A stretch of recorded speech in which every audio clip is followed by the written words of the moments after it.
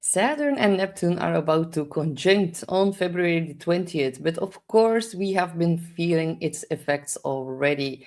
It is a very big conjunction, so the last 6 years we have been going through this consecutive conjunctional astrology. And it all started in 2020 when Saturn and Pluto were conjunct, and then Jupiter came along, and we saw Jupiter Neptune, Jupiter Uranus. Yeah, there's just been a lot of outer planetary conjunctions. And of course, Jupiter isn't an outer planet, but still, I'm talking about the conjunctions to the outer planets, and they resemble more of our collective consciousness. It is working more in the background, but still very, very noticeable here on the world stage, of course. And now we're seeing another conjunction of two outer planets, which is Saturn and Neptune. And of course, this happens at 0 degrees of Aries, which is the entire beginning of our zodiac wheel. And of course, it is at the world point axis. So that does indicate very big, huge global shifts that are going to have a very big rippling effect over the next coming years. Because, of course, when we see this conjunction happening, it's not only having a very big effect on the current present, it is going to have a very long-term effect over the next few years, especially because this is a new 36-year cycle that is getting kicked off here in the sign of Aries at the world point axis. Guys, this is huge. It has a lot of implications, not only on the world stage, but also in our personal lives, because Aries is the sign of I am. So this is like a very big global restructuring of all our identities. So Aries, it is quite fast, it is blunt, it is outspoken, it is very pioneering. It just like goes out and about and just does its own thing. And Neptune has been dissolving a lot of our identity right now. It's been infusing that with its magical capabilities. Like the higher manifestation of Neptune is spirituality and oneness and feeling all interconnected and intertwined on a very spiritual soul level. Now, Neptune can also create a little bit of confusion. The lower manifestations are lies, deceit, feeling lost in the fog. And we've all been feeling quite lost in the fog for the last 14 years, as Neptune was actually in the sign of Pisces, its home sign. Now, on the 26th of January, it jumped into the sign of Aries.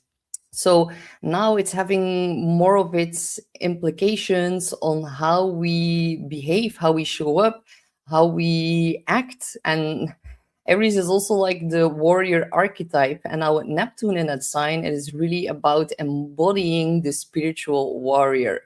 Now, Saturn joined the Aries party as well on February the 13th. He also jumped into the sign of Aries and is now co-present with Neptune in the very first sign of the zodiac. So this is a very big ignition point. Aries is really like, it doesn't take no for an answer, but then Saturn comes in and he is like the strict granddaddy energy that is like really tough, and he's like looking at us with a magnifying glass, really scrutinizing a lot of our false identities. And Saturn, yeah, he's not to be messed with because he is the Lord of Time, the Lord of Karma. He really structurizes things into reality. And that is the more beautiful part of Saturn Neptune, because Neptune, it is about the unseen realms, and it's really about the things we cannot see, but that we all know and feel they are quite there, even if we are not being able to fully grasp that. And now Saturn comes in and structurizes a lot of Neptune's qualities. So it is actually a very important time, if you're able to tap into the more beautiful manifestations of it, to really make your dreams come true. And Saturn, he can delay things. He is very, very strict and tough, and he really tests you. And we're all up for a very big stress test in regards to our identity. And where Neptune is like dissolving a lot of our false narratives as well, Neptune comes in and restructurizes the whole thing. So yeah, this is a very big, it's actually a massive impact that this one is going to bring, because the last Saturn-Neptune conjunction that we saw so close to the world point axis, that was actually at 2 degrees of Aries, and it happened 6,000 years ago. So this is a massive new cycle. Of course, Saturn-Neptune conjunctions, they are more, they happen more often. They happen every 36 years, and the last one was in 1989, and that was during the fall of the Berlin Wall. So really, Saturn rules over our structures, our walls, and the walls are coming down right now because Neptune is dissolving it. So a lot of our structures and institutions and corporations and laws and rules, and Saturn also rules over our government, all of these structures are actually collapsing as we speak. And it is quite obvious with the release of the Epstein files and how that is having a very big political implication as well. And of course, the Aquarius eclipse that we just saw on February the 17th also has a lot to do with that. Aquarius is also a sign that rules over politics. So yeah, a lot of people are sweating right now. On a political stage, but also more in our personal lives. It can be a very disillusioning aspect, because Saturn is what's real, what's in reality, what we've been leaning on, what we've been like counting on. Saturn is about accountability. And Neptune now is dissolving all of the things that we've been holding on to for like our entire lifetimes. So this is a very big ingress. It is a very big global shift, and the walls are coming down in our personal lives, but also on the world stage, and that can feel a bit disillusioning. Neptune, Saturn, a lot of people feel like the blindfolds are coming off and we are being faced with reality and what that's offering us, and also how that's blocking us. Saturn in our own identity, Aries. So all these false narratives that we have been building our lives upon are now crumbling. And if you're already a bit more evolved, and if you're not so, if you're not clinging to the past, and if you're very open-minded, then this can be a very, very beautiful time wherein new dreams are coming forward, and when we also overcome our imposter syndrome. Saturn is really like being strict, taking action on our dreams. Neptune, embodying the spiritual warrior archetype, really fighting for the things that truly matter in our lives. And maybe we have been fighting for the wrong things for the last couple of years. Neptune was in Pisces, there was a lot of fog, it all wasn't clear just yet. And now more things are coming into reality, like more of the things where we felt stuck, where we couldn't see clearly, are now becoming way more obvious. Even though a lot of people feel like there's no light at the end of the tunnel right now, well, surrender. If you are letting go of all dreams, because that is also a major implication, I feel a lot of people were working on their dreams and now they're like coming to some kind of realization that that's not really working out in their lives anymore. And that can feel sad. You can feel sad, you can grieve about that, and just know that it's not a failure. Now we can start to manifest other dreams, and whatever dream you are releasing right now, just know that they're going to be replaced by a new dream that is going to be more aligned. And of course, Neptune is about our belief system. The sign of Aries is our self. So it's actually really about believing in yourself. And this is not a time for short-term satisfaction. We've been going through the dopamine carousel, or like the dopamine circus, with Neptune in Pisces, where we're all a little bit lost and just like swiping our lives away very passively, being brainwashed through screens, through false narratives. And that is now something that needs to stop. Saturn in Aries, Saturn causes delays. And Aries is about this short-term satisfaction and wanting everything fast and being impulsive and not being patient enough. And there are going to be some times when Aries is going to overrule Saturn, in which there can be something very fast coming into reality, but still Saturn is putting the damper a little bit on the Aries signature, and it tries to really structurize the fire. And a lot of people are gonna become a little bit impatient, and they're gonna feel some kind of stuck. It can feel like, if you want like short-term satisfaction, and if you want like instant gratification and really fast results, then you can really feel like you hit a wall with Saturn. Also, Saturn and Neptune together, this is actually, on a more positive notion, a very beautiful energy to tap into, even though it first feels very disillusioning, but we need to go through the process to be faced with reality and to really be accountable and just go and look at the consequences of what we've been through for the last 14 years with Neptune and Pisces. That was like a lot to deal with, and especially also with Saturn and Pisces. Now the blindfolds are coming off. We are being confronted with our reality and how that is actually keeping us stuck, or how we, with our self-imposed prison, especially for the last 3 to 6 years, have actually been blocking our growth and how we are limiting ourselves. And now we can transform that, and we can really tap into the more beautiful energies of Neptune. And Neptune, of course, is about like our collective visions and our beliefs. And yeah, it's been like dissolving, and Saturn is now really coming in and putting a whole new structure and foundation in that. So we can all collectively start to dream a new dream. And that is actually quite beautiful, even though if you're a bit more unaware, I know a lot of people are freaking out right now by all the truth that is getting released. And Saturn and Neptune are very notoriously known also for big moments of revelation and disclosure. And I think one of the main key themes here is going to be a lot of UFO disclosure. Lara Trump has been talking about it. Even Barack Obama has been talking about extraterrestrial beings and all of that. It is like, if we look back at historic cycles, we see it coming up time and time and again, where there are so many revelations. But it's definitely also about like really exposing all of the false narratives that the people who are in a top position have been trying to brainwash us with. And that can feel destabilizing once you are being confronted with reality. But just know that it's a very necessary process, and that we are now in between worlds, and the old world is crumbling while the new one isn't fully built yet, and that can feel a little bit uncomfortable.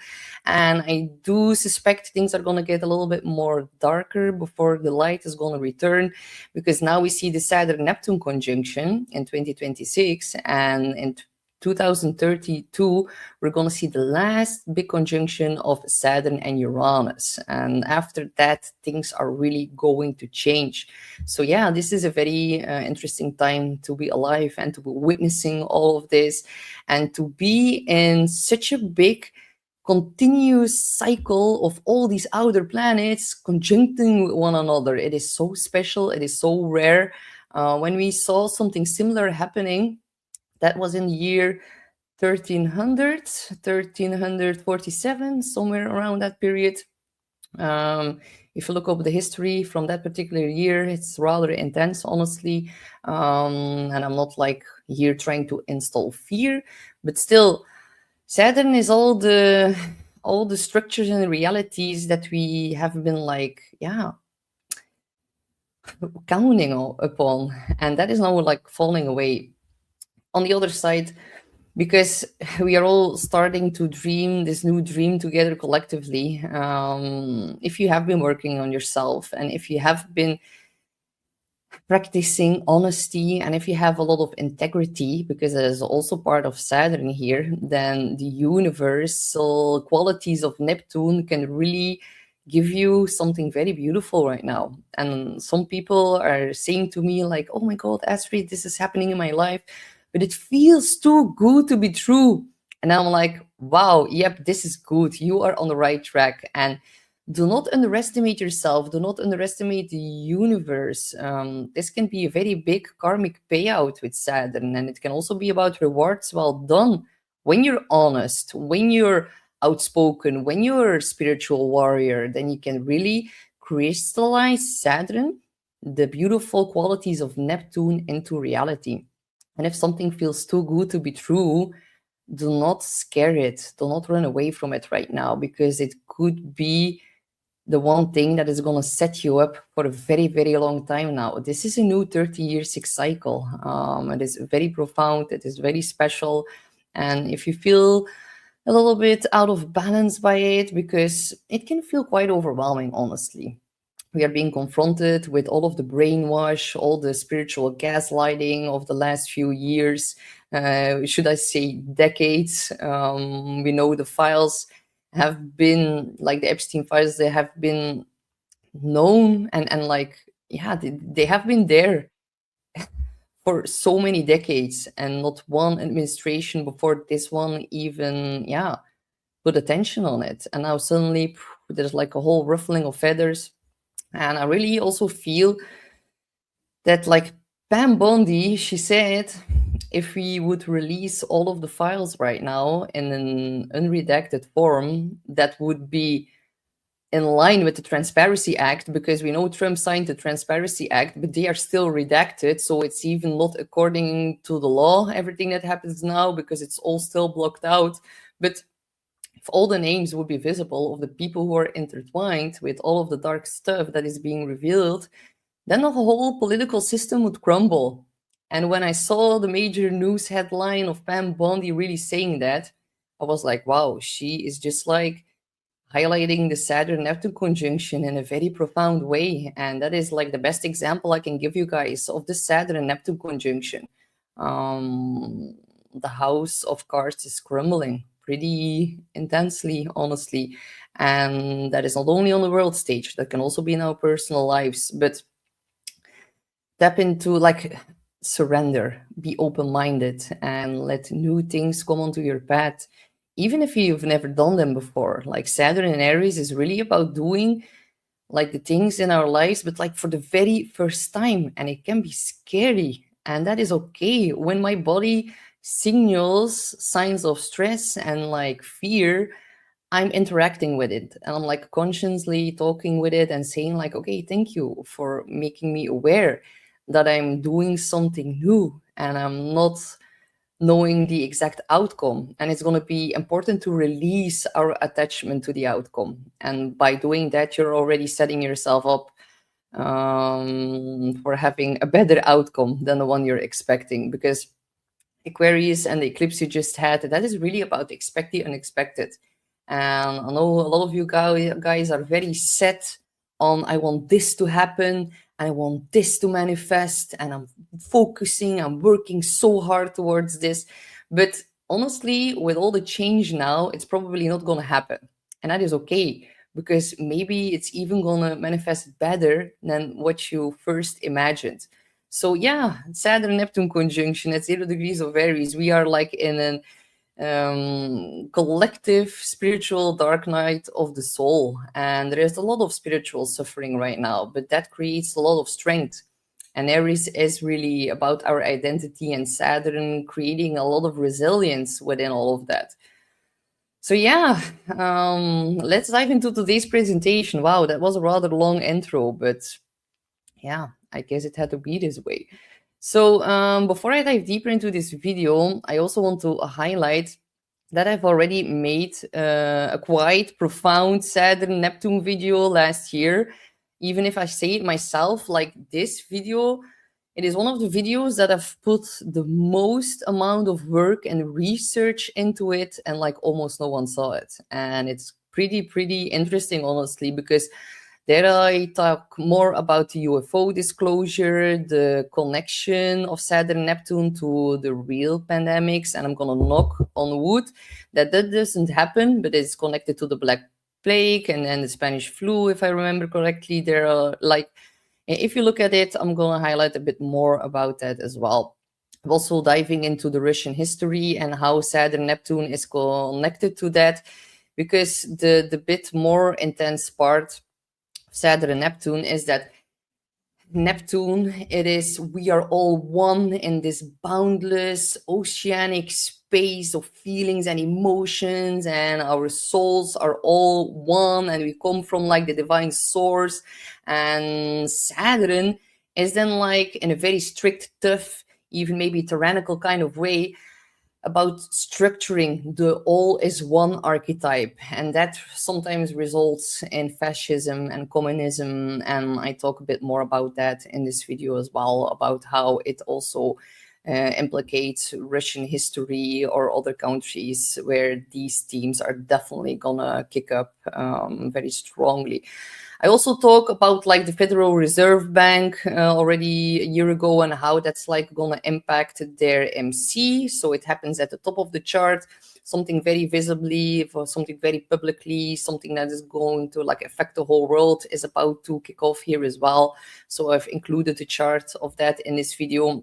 And I also talk about like the fall of Babylon and how that is like a very important time frame in our history. So if you want to know more about like the historic cycles and all of the key themes and how we've seen that playing out in history and how that's connected to the Berlin Wall coming down, Saturn structures, Neptune dissolving the structures, then you can really look at this video and you're gonna gain even more insight about that. Today, I really decided to focus on other things and also to look more deeply into the 12 signs, because that's not included in this video. So I wanted to give you guys more of a personal reading today. So yeah, the Great Conjunction.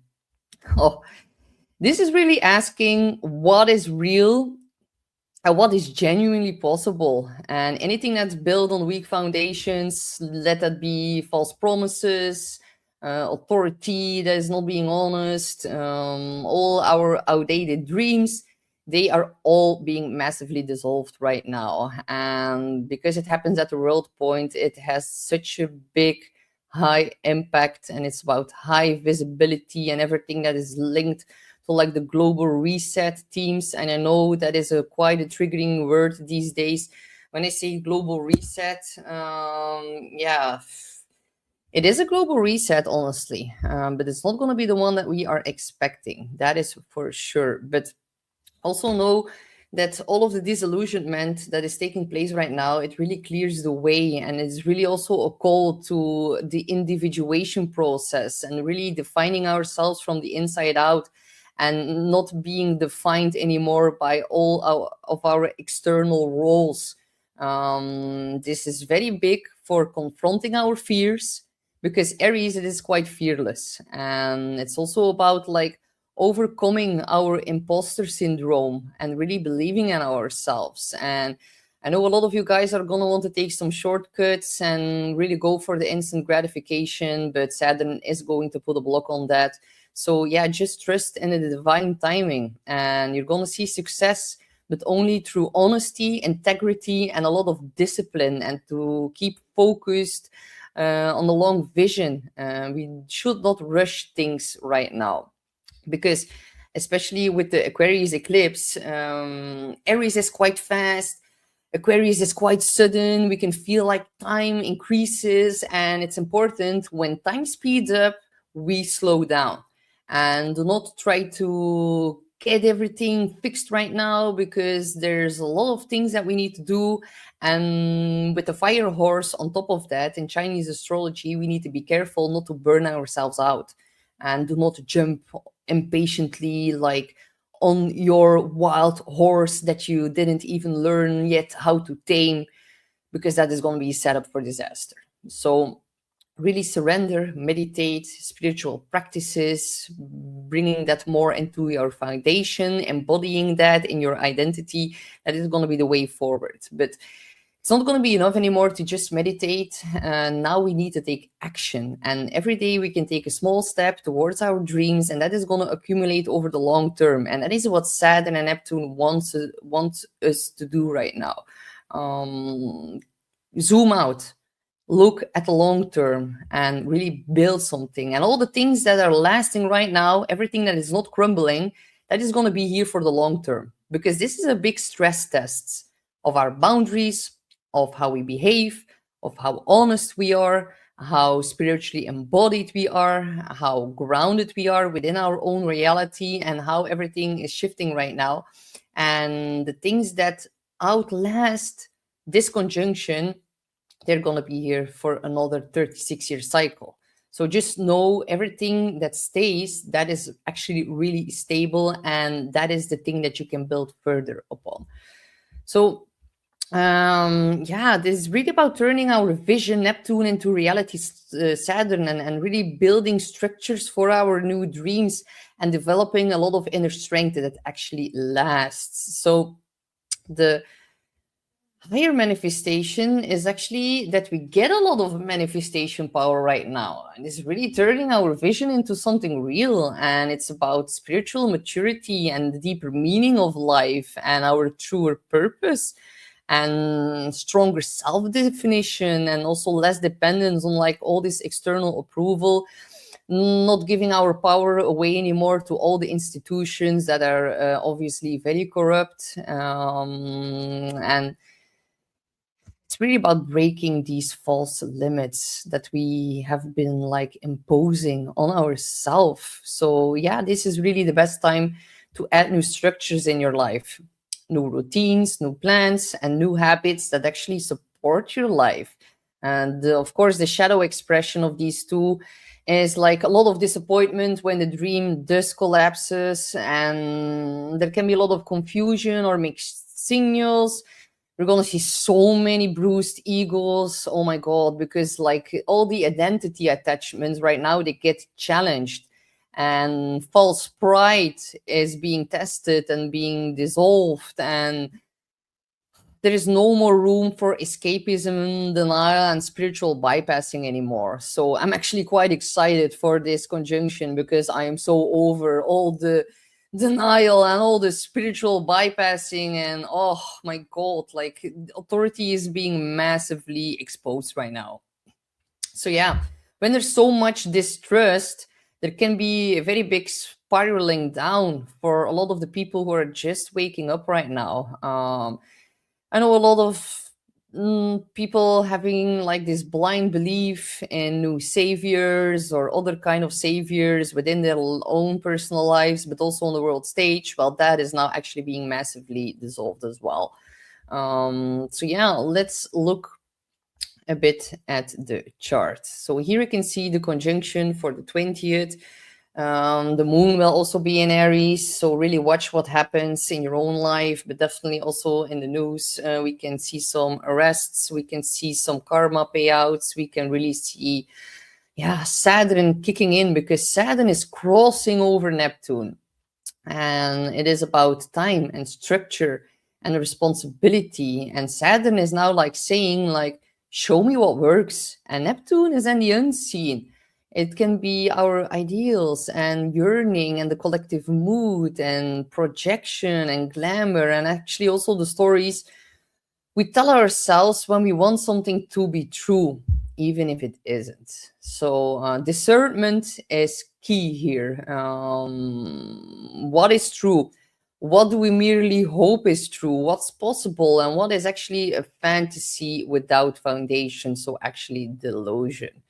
So yeah, Saturn and Neptune are actually a bit of opposites. They are very, very different, because Saturn goes deep through like experience, like lived, embodied, real experience, and like the consequences of that. But Neptune goes even deeper through like our unconscious patterns, through what motivates us and our longing, our belief system. So if they merge, it's not like happening on the surface. They go in so deep. It's to the root, and they really test like the whole root system.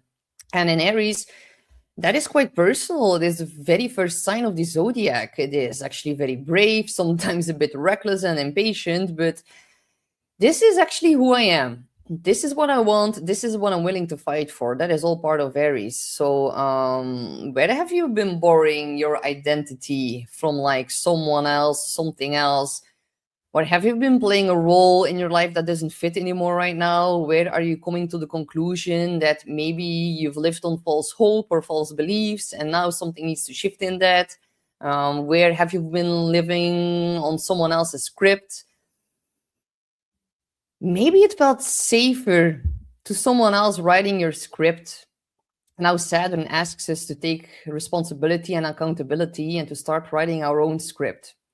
And this is about dreams, but it's actually more about becoming your dream version. And it wants also you to build a sense of self that is like less dependent on external authority and external validation and like all these definitions from other people. We do not need that anymore. And this is where the Mercury is going to go retrograde. This is where the disillusionment really kicks in, because they are stripping away everything that can't last.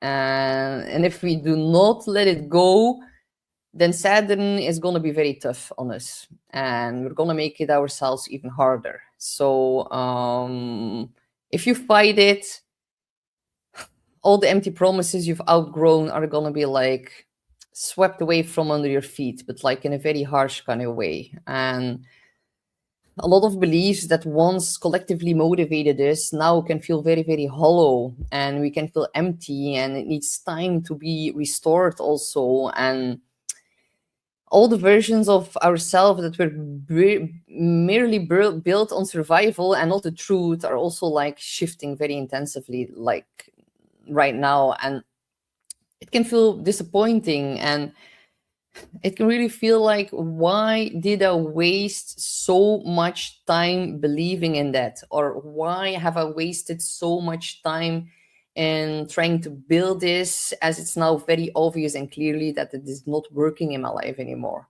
And people can feel demotivated by that, but it is actually a blessing and actually a gift. And just know, if you if these feelings intervene right now with your sense of self, that is actually showing you where things needs to change. And it is not a failure.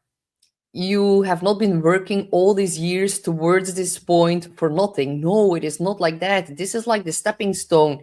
You had to go all the way up until here. You had to grow so much to be able to really witness how we are sometimes blocking ourselves, because Neptune is also about self-sabotaging patterns and behaviors. And that was quite strong the last 14 years when it was in its home sign. Now it's more, okay, like we've been a little bit lost in the fog, lost in the mist, but now a whole new road is opening up for us, and it's going, please take the higher road. Do not try to fight and cling to the past, cling towards your familiarity, because that is not going to work out well for you. This is really about opening up your heart space and letting a whole new dream seep through. And what space is being created for something more truer to emerge, and that can be very, very beautiful. So actually it is an exciting time, but we are still like in the process, and it can be like a very big collective crisis of meaning, and we can feel a little bit unanchored. Like the timeline is unclear right now. The old world is shifting, and the old maps don't match the new terrain anymore here in Aries, and Aries is quite loud, and it is like the collective is now together trying to figure out what it even believes anymore and what not. And yeah, there's actually energy really pushing us towards a more honest relationship with the truth. Aries is very blunt. Aries is very outspoken. Yeah, I speak my truth sometimes in such a profound way. That is actually why I get disliked by a lot of people. But Aries does not care. Like, the only opinions that I care about are those of the gods. And I think that is a collective mindset that we all need to start embodying right now, because as long as it's good for the gods, it doesn't matter what like your neighbor or your friend or your mom or your brother thinks of that. No, as long as you're living by your own principles of truth, then the gods are going to be very, very proud of you. And that is something that we all need to collectively embody right now. People who are not doing that, people who are still stuck to like the Neptune in Pisces transit, who are deceiving people, deceiving themselves, really enjoying their self-imposed limits and prison that they've created for themselves, that is going to see a lot of consequences. And people who have been like, because Saturn is about reality, and Saturn is also about refraining. And I feel like it was refraining the truth a lot when it was in Pisces. Of course, now at 29 degrees, when we saw it, there was a lot of karmic payout to like all these false gurus and all of that. And the false gurus are going to keep being exposed here with Saturn and Aries now. But I feel now that Saturn is out of Pisces, there is less restraint on the truth coming out. And people who like got away, or who are so used to getting away with their spiritual bypassing and the flipping of the script and the manipulative behavior, and to just like subtly make people do things that is beneficial for themselves but not for others, that is now all going to see faster karma. Like Saturn is karma, Aries is fast. This is really about instant karma. And I was laughing so hard 2 days ago when there was like an ongoing theme coming up in my friend group, and I've been like saying the same stuff over and over and over again. And I said it again, like another confirmation. And when I said it, they didn't want to listen. And something very profound happened like 5 minutes after. And I was just like sitting there, actually a little bit enjoying that, like the gods were confirming my opinion. And I know that's also my ego kicking in at that time. But I was like, yeah, Saturn in Aries, that is like instant karma. Like it's not instant gratification, it's instant karma. And yeah, that is definitely something that we're going to see playing out in a very profound way. So really be careful, guys, because tap into the right visions, tap into the right like spiritual themes, and try to come out of confusion, and then try not to be too stuck in your head, because Aries rules the head, and everything with Saturn now, it is straight up in our face, and we cannot like sail around it anymore. It's like not possible anymore. So all the manipulative narcissist and like all these covert tactics and all of that is going to see a lot of instant karma. And honestly, I've been waiting for it, because I'm born with Saturn on the moon and Saturn on Mercury as well. I am very honest. I know when I lie or when I keep silent about something very important, that like karma is waiting around the corner with like a big hammer, and bam, it's just like gonna smack against my head. So I've been going through these lessons of Saturn from a very young age. Like my moon, my Venus, my Mercury, it is all on Saturn. So I know how important it is to be in key, like using your integrity and being honest, not only with yourself, but also with other people. And honesty, it is not something people are looking for. Not at all. Like that is how I look at the world. Everyone is like, perception is Neptune. It is our beliefs, and our beliefs create our perception, and our perception creates our reality. And that is now all massively being reconstructed right now. So those who are operate on like all these false beliefs, and even really deceiving themselves, that are going to be the people who are going to have a very, very difficult time. If you're blunt, if you're outspoken, if you're truthful, if you have integrity, if you have a good moral compass, then you are going to be able to tap into the higher octaves of this transit. And then this could be like actually a very big reward. But it's going to take its time, of course, because, yeah, Aries is fast, but Saturn is refraining that. But still, believe in yourself, also important. Neptune believes the self, Aries. We are way more capable of what we're always been taught about the government and our brainwashing school system. And we can actually heal ourselves, heal our own identity. We can even like regrow a tooth if we want to. Like if you look up at like old Tartaria movies and how they heal themselves, you can really do that. And I think a lot of new knowledge, or like old lost knowledge about all of that, is also going to come back into the picture. How we can heal Neptune, the self, how we can restructurize ourself, and how we actually have the manifesting potentials and qualities and capabilities to actually do it ourselves. We outsource all of our trust and safety to people who are then going to come in and save us. Well, it's very obvious that that is not going to happen. We can do it ourselves. So that is going to be a very important lesson here over the next couple of years.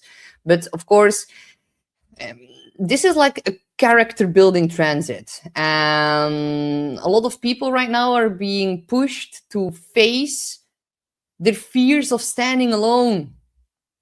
As an Aries, I do so much things alone.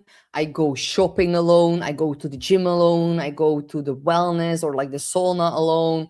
I love being alone. Like back in the day when we were teenagers, and when my girlfriends ask me like, "Hey, sweet, are you gonna come with me to the bathroom?" And I'm like, "Wow, are you not capable of wiping your own butt?" And like I've always been like this. Like I do not need someone else to help me find a cool shirt, or like I do not need other people's confirmation. I know very well myself what's good for me, what I enjoy, what I like to wear, and I do not need other people's confirmation in those regards.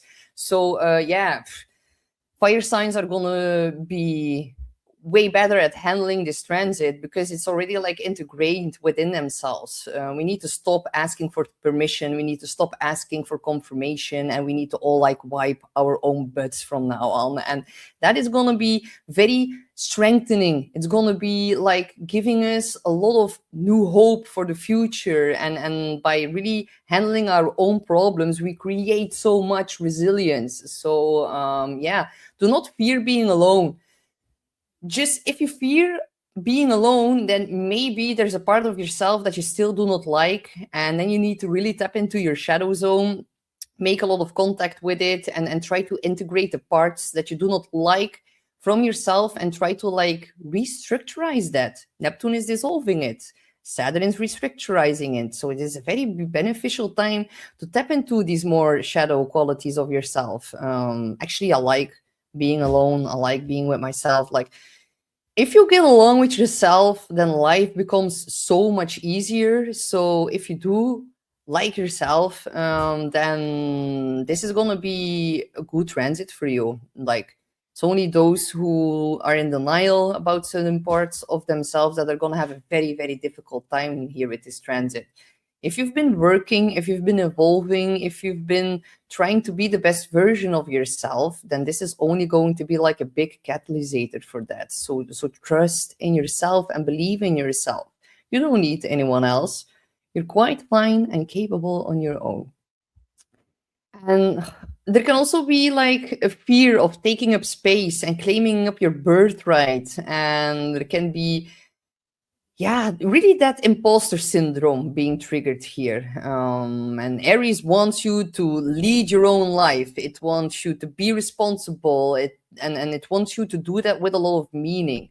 So this is a very, very big, like, it's not about selfishness and like me saying that I like myself. A lot of people are going to be so triggered by that, and they're going to be thinking like, wow, she has such a big ego, and oh, that is so triggering to me. But no, I have parts of myself that I do not like, but I'm in touch with them. And we all have our own inner critic. And as a Virgo rising, that inner critic is quite strong inside of my head. And I need to sometimes shut him up because he just keeps on. But yeah, it's like get in touch with your inner critic and listen to him, give him space, let him show you what needs to be changed in your life and where you can work on yourself. And instead of trying to push him away and trying him to make him shut up all of the time, the more you try to make him shut up, the stronger he's gonna retaliate. And that is like the key theme. Just accept him, listen to him, draw some boundaries whenever you've like gotten a clue, so he doesn't like overrule all the other thoughts in your head. But yeah, give him space, give yourself space. And like acceptance is going to be really the key here in this moment.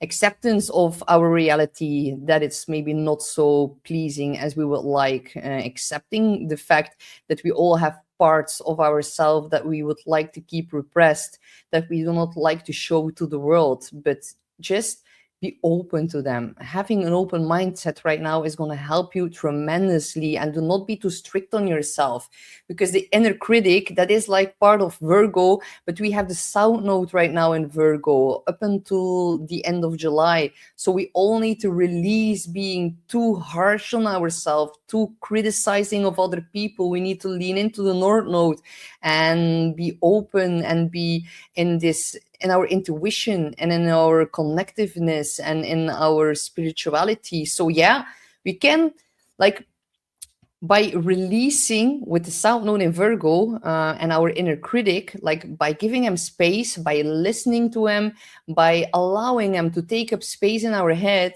we are already like releasing him trying to dominate us. And yeah, being critical is Virgo, but also Saturn. Saturn is very strict, very tough. So do not be too tough on yourself right now. Give yourself some space, man. It is all okay. How you are is okay. You are perfectly fine, even with the unintegrated parts of your shadow side, but really pay attention to them and try to listen to them and try to evolve through it. You have this beautiful opportunity right now. So yeah, it is vision Neptune plus discipline plus faith plus practice, and it's about dream and structure. So very beautiful alchemizing moment here, you guys. So yeah, I could actually go on and on, but I need to start my sessions here. My astrology client sessions within an hour and a half. So I'm gonna have to switch over to the readings for the 12 signs, and there's like so much more to be said about this, but I just tried to channel it through today and just surrendered to what I felt I needed to say. But of course, I'm going to be talking more about this transit. It's going to be very present with us for the next 2 years. So you are going to hear me talking more about it. And you can definitely check out my Saturn-Neptune video that I've already made last year, as that will be more like structurized, and it will be more about like set themes. And yeah, you can definitely go check that out if you want more information. So yeah, let's start the readings for the 12 signs. And if you do not know your rising sign, you can go to astro.com or AstroSeek or any other software program online where you can plug in your details, and then you will see your chart. And the first big black line, it is your rising sign, and it is most applicable to listen first to your rising sign, and then you can also listen to your sun sign, especially if you are like an Aries sun sign. And when this conjunction happens in your sign, then listen to both as well. So yeah, let's start with my dear fellow Aries, sun, moon, or rising. You are the stars of today's show and of the next 2 years, actually, with these two big bodies in your sign. So, of course, the first house, it is about identity, embodiment, your personal direction, and it is like definitely one of the most defining transits of your lifetime. So yeah, not subtle at all, but Aries, let's be honest, you are not subtle either. And I think subtlety is actually not in your dictionary. So yeah, it is going to be very deeply personal, and this is a whole new chapter of selfhood. You're actually being invited, maybe even compelled or enchanted here with Neptune, to really reinvent yourself totally in who you are, how you move through the world, what is the first thing that you do when you wake up, how do you show yourself to the world. Because this is about your self-image, your sense of purpose, your personal goals, and everything that was built on like expectation of others, in survival mode, in people-pleasing behavior, in limiting yourself and your self-imposed prison. All of that is no longer going to be sustainable anymore. So yeah, this is like a very big shedding of your old skin, and that can be uncomfortable. and sometimes a little bit disillusioning, but something more authentic is definitely trying to emerge. So really embody your warrior type, your warrior, spiritual warrior archetype. That was what I wanted to say. So of course, with Neptune also in your first, dissolve all the self-imposed and externally imposed limits, all your long held beliefs about yourself, like this is how far I can go, this is who I am, this is the role that I'm supposed to play, this is what I need to do with my family, with my friends. All of that is like losing their grip right now. Neptune is blurring your edges, it is softening the edges of your identity, and you need to embody and imagine a way more spiritually advanced and much larger, bigger version of yourself right now. So sometimes you're gonna feel so inspired. Like honestly, Aries, they are gonna be the most powerful witches from now until 2038 when Neptune is gonna leave Aries. But sometimes it's gonna be confusing, and you're more gonna be susceptible to deception, because as your spirituality increases, so are gonna be the spiritual or psychic attacks.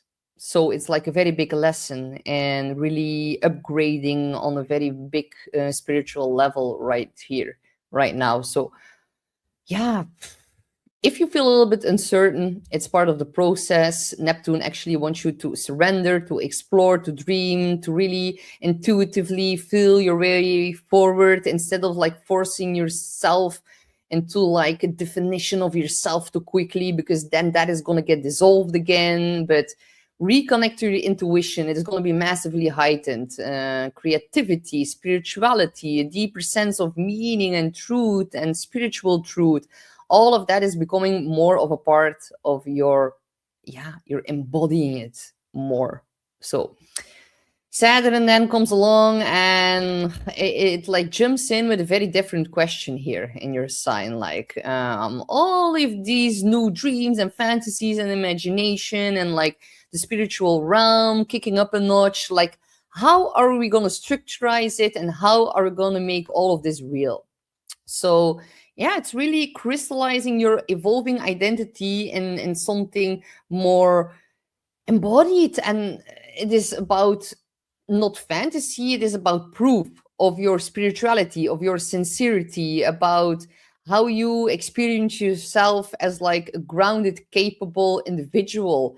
And this is really about building inner authority, and by that creating a lot of resilience and self-trust, and you're gonna step into roles of greater responsibility, and you're growing and solidifying your leadership capabilities. And it's really about like structurizing your impulsive fire. So this is a transit about growing up, and it's even getting infused with Neptune's beautiful qualities here as well. So yeah, my dear Aries, you're gonna need to practice patience. Yes, I know, don't get me started. Patience is not my middle name, but it's going to be very important not to burn yourself out. All the identity forms that you are releasing right now and rebuilding, it's going to last, and it's going to last over a very long time, and it's taking a lot of discipline and repeated effort. I'm going to say it again, Aries, repeated effort. And like as an Aries myself, I hate to do things twice. Like I'm allergic to it. And I know now with Saturn in our sign that we're gonna have to do it like not only 2 times, but maybe 3 times, maybe 4 times. Don't even get me started on 5 times because I'm gonna go crazy. But yeah, definitely patience. Having to redo things. We like to initiate a lot of things, but we do not like to wrap things up. And Saturn is going to have a very strict eye on us if we're going to wrap up our projects, because we are initiatory, we are pioneering, we like to start things, we are like the first spark that like sets the house on fire. But when the house burns down, we're going to need to clean it up now as well. So we're not going to be like only being able to strike matches and then like just now I'm done, like everything is on fire, like I've succeeded in like casting my spark. But now we're also going to have to bear a lot of consequences from setting all these things on fire. So yeah, wrapping projects up, really finishing off, going for the long term, and not like, I have so many projects that are unfinished. It is actually sad, because if I were to finish all of them, that would be yeah, I've already put so much effort into it. But definitely, maybe we're gonna need a Capricorn alongside our side to actually help us to like wrap everything up and finish everything and get our ducks in order and in a row. So yeah, there's gonna be some increased awareness of our false self-image. Great. If we've been wearing a mask, and I do, however, not feel like a lot of Aries are wearing masks. Actually, not at all. I think we are more the sign of removing other people's masks, honestly. But we cannot define ourselves anymore by external validation. If you do that, then Saturn is going to punish us in some kind of way. So yeah, do not expect too much applause. Do not expect too much bravado. Some of Aries are going to feel a little bit irritated by that. But if you're not going to be true to yourself, and if you're going to wait for external validation, then that is going to create some kind of exhaustion. So yeah, they're stripping away what is not essential. So who are you when you're not trying to meet expectations or like approval from other people? Luckily, we are already a sign that doesn't really care a lot about what other people think. So, but maybe we're gonna have to behave a little bit more mature and responsible, and maybe we are going to start caring more about other people's opinion. I think that is gonna be a little bit of the paradox here in Aries, and other people by that are gonna look at us and view us a little bit more mature and grown up. And Aries is of course the first sign. It is the baby. It doesn't like to grow up, and it doesn't like to take no for an answer. Then we have our strict grandfather energy here, Saturn, that is going to put some kind of boundary or limit on our baby behavior. So, but still, do not lose your creative spark and your rebel fire. Do not let Saturn distinguish or like extinguish that or like put it out. Do not let Saturn put it out, because we're gonna need it, and we're gonna inspire other people with our structurized fire. That is most important. So yeah, a very big theme and cycle here of development in our personal independence and our inner sovereignty. We need to learn a bit more now how to like disentangle our identity from our belief systems, from these narratives and all the expectations of others. And it's really about like claiming exclusive authority over our own lives and really trusting our primal instincts and really prioritizing all the goals that really belong to us and are from us. So yeah, it's not about like fitting in. It's actually about standing out and standing in your own truth. And I guess that won't be a very big challenge here for Aries. So just know that impatience is going to see some kind of correction. So we need to take measured, deliberate action, and we need to peel everything back layer by layer, step by step.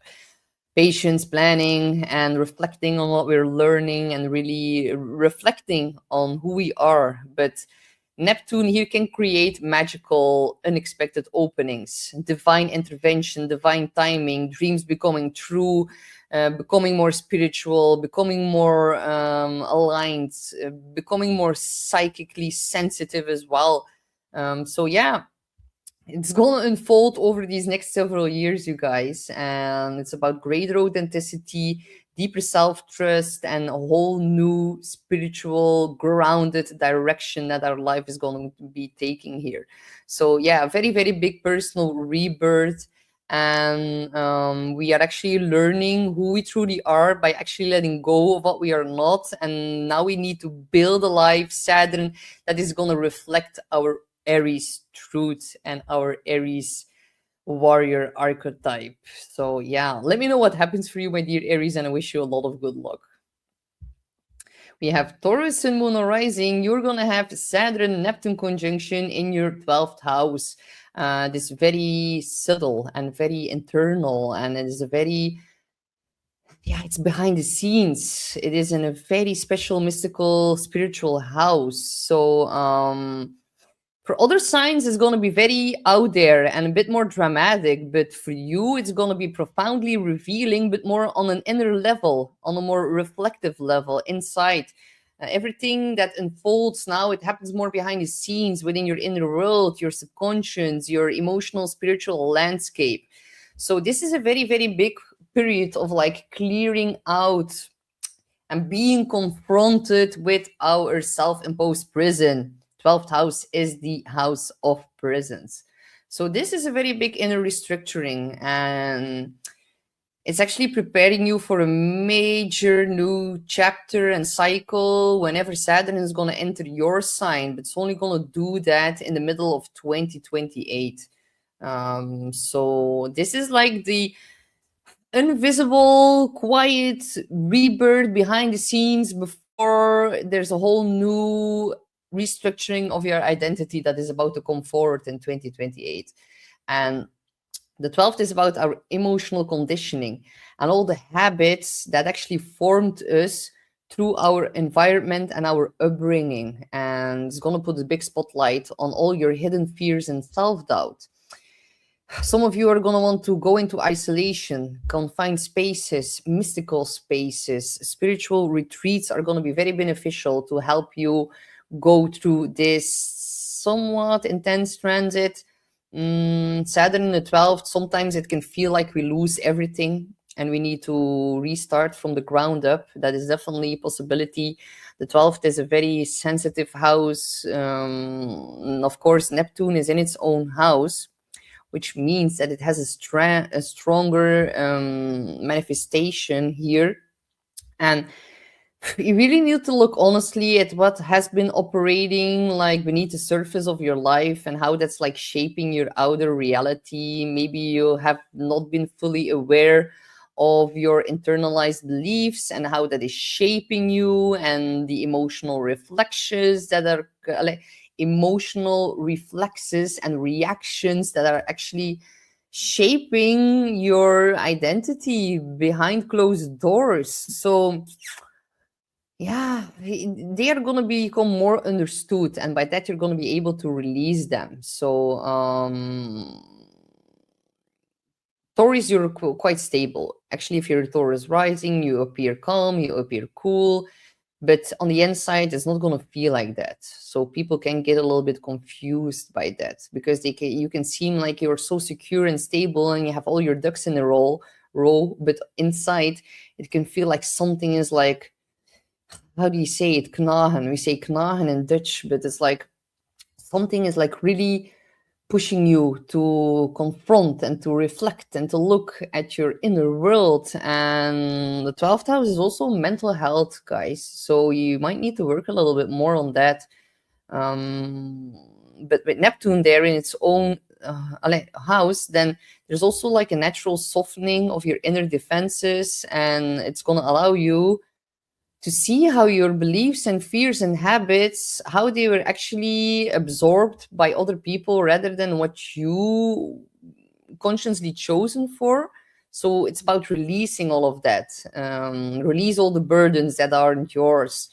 It's also gonna, on a more positive side, heighten your empathy and compassion. It's about emotional sensitivity, spiritual awareness, your intuition, and your dream life that is becoming way more vivid.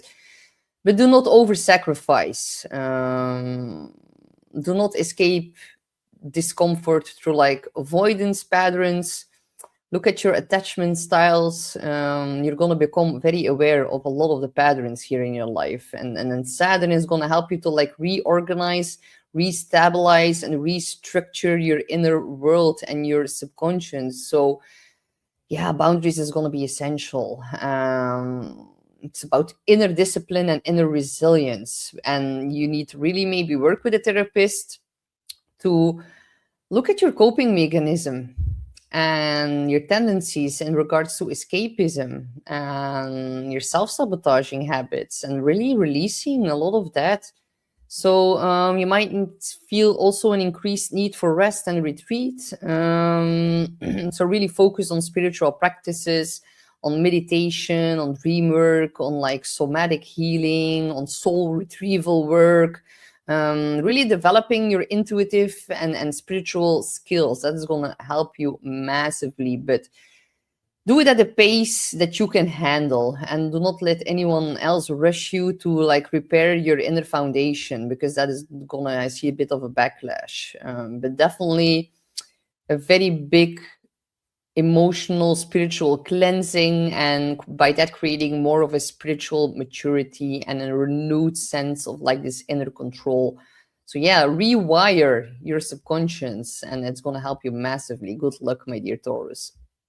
We have Gemini, Sun, Moon, or Rising. All right, my dear Gemini, you are going to have the Saturn-Neptune conjunction in your 11th house. That is a part of the chart that really deals with your friendships, your communities, your networks, your social movements, your spheres, your local or online communities. And it's also having an implication on your aspirations and your sense of belonging within your society, and your long-term goals as well. So yeah, very big major reset here around who you actually surround yourself with, and what are you actually bringing towards the table in a collective sense or in your friend group. There's definitely going to be a very, very big shift within your social world. And sometimes it can be rather subtle with Neptune. But with Saturn here, there can be like a disillusionment aspect or disappointing aspect taking place within your friend groups or within your social sphere. It's like you need to recognize what no longer feels aligned in regards to your friendships. And there can be a lot of dissatisfaction coming in with certain groups. Maybe you're going to sense or be confronted with the fact that you cannot be fully yourself around some people. And yeah, it's like the group dynamics that you used to operate within. Maybe now they're seeing some kind of like disappointment, and maybe there is a feeling of not truly belonging where you once did, and that's shifting right now. That is because you are getting an upgrade from these two outer planets. So it's helping you to redirect towards like connections that are going to be more aligned, because the 11th house is about your soul tribe and your like-minded people, and it needs to be reciprocal and it needs to be meaningful now with Neptune here as well. So they're going to expose illusions. You need to be careful not to get stabbed in the back here with one of your closest friends. And do not people please. Do not try to fit into other people's expectations. Otherwise, this is going to backlash, or it's going to act like a boomerang with Saturn Neptune here. The 11th, and because it's an Aries, it's also about like your independent role within the collective, and your role within groups is going to change, because you no longer want to define yourself through like a group identity at all anymore. So the bigger question here is like, where do I fit in? What do I stand for? What do I bring to the table? Are my friendships reciprocal? You need to really like lead by example, and you can be put in like an higher position of authority within group dynamics. Even if you do not want that, Saturn here is giving you that opportunity. You might inspire other people with your futuristic goals and dreams.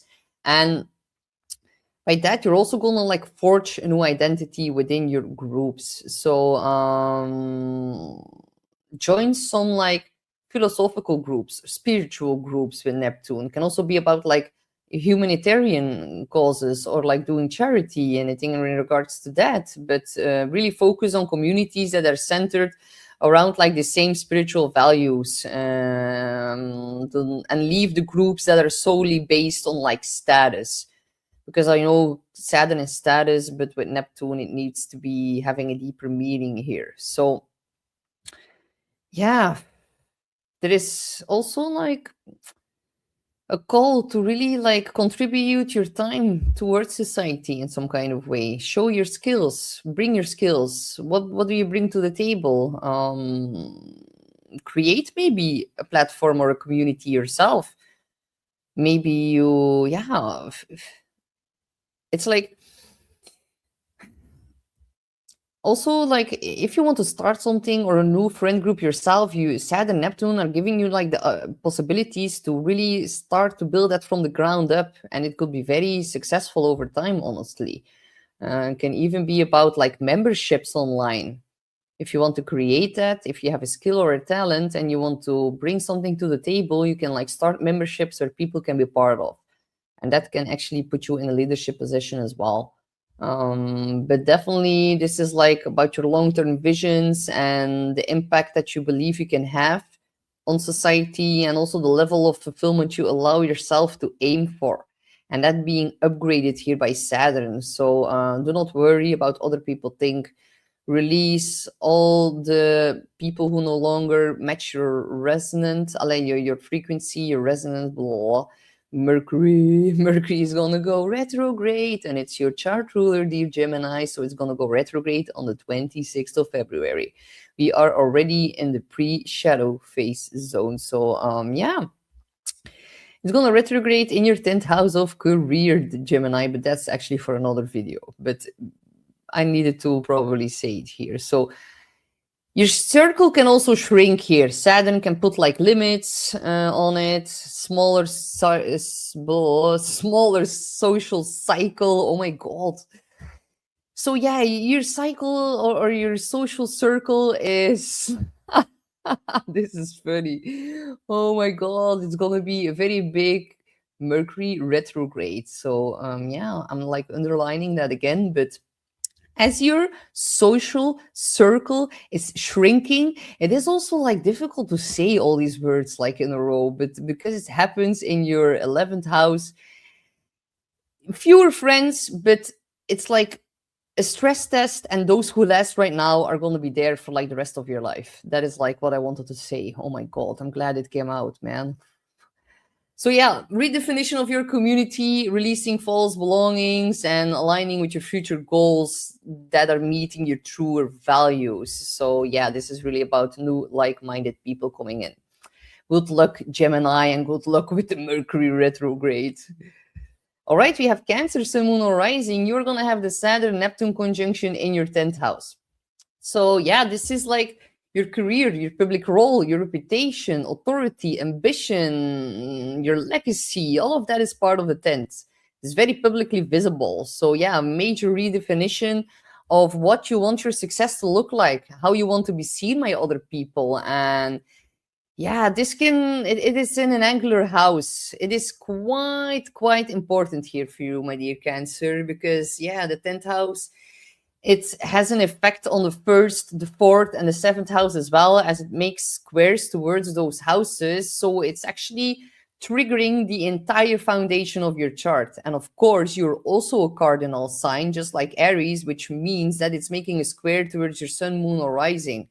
So yeah, is this path still right for me? Does this role within my career still reflect my values? Do I need to take on more of a leadership position? That is possible here with Aries on the 10th house cusp. And what would you like pursue if you stopped limiting yourself? Neptune is going to dissolve like all the old assumptions of what you should aim for in your life in the 10th house about your reputation and your career. And Saturn wants that whatever Neptune dissolves is going to be more replaced by something real, sustainable, and something that lasts over the long term. So this is about very big reflection about your long-term legacy and a very mature, responsible restructuring in your career area. Do not be too impulsive in changing your career right now. Look at the stable foundations, and if it's stable, then you might need to keep it. Otherwise, you could go like a little bit lost here with this conjunction.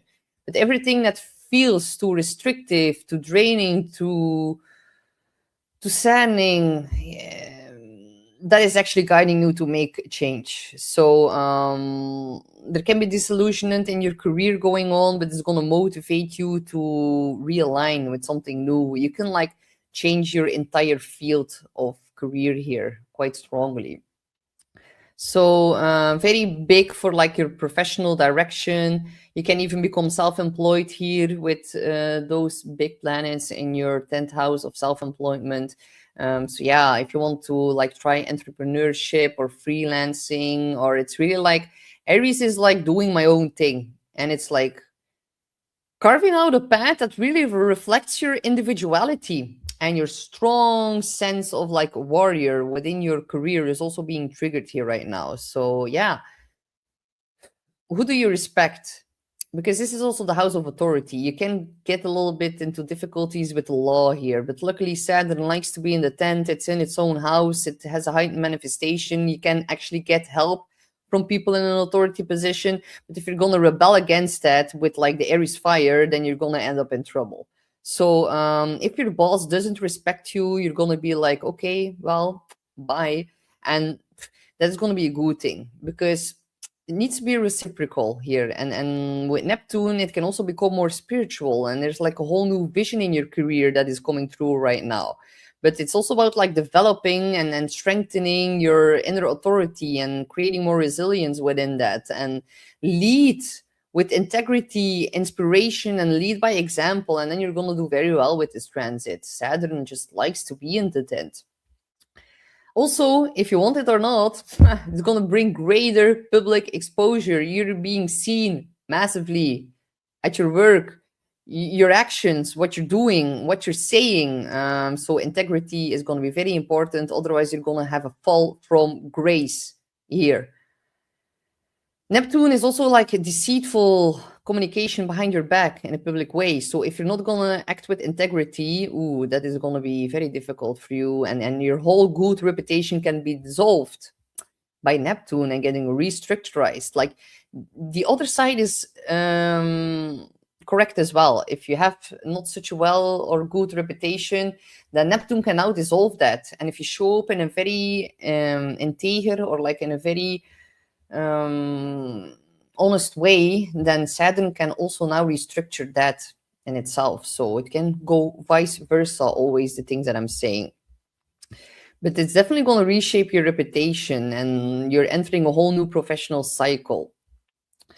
So yeah, do not go to like what's familiar or traditionally defined as your way of like looking at success. Maybe you need to ignite a whole new spark in that.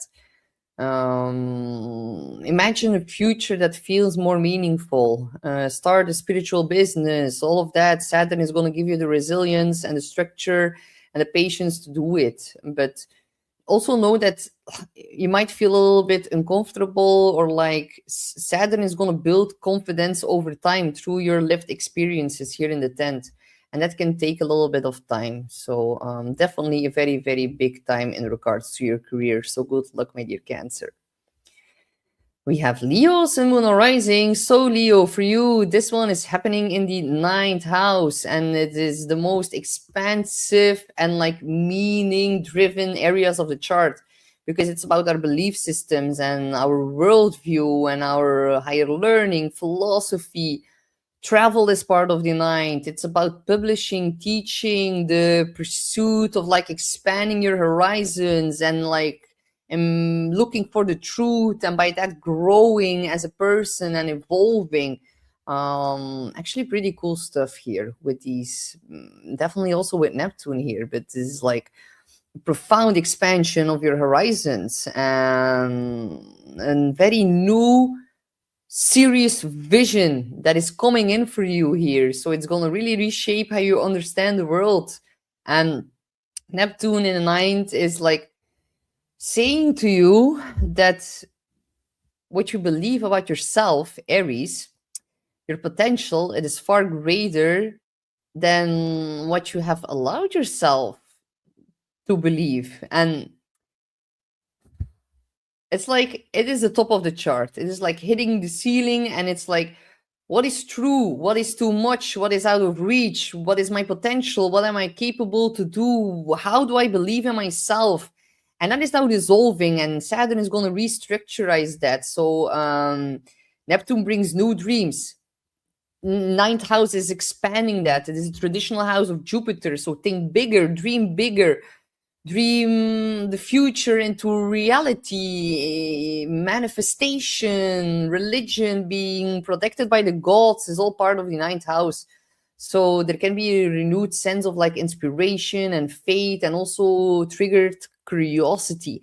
The ninth house is like the house of like the never ending student, like being a forever student of life and really diving into new studies, spiritual, metaphysical studies, really expanding your horizons. So, yeah, what would you reach if you stopped believing in your own limitations, and if you were able to break free from that? You are capable of so much more.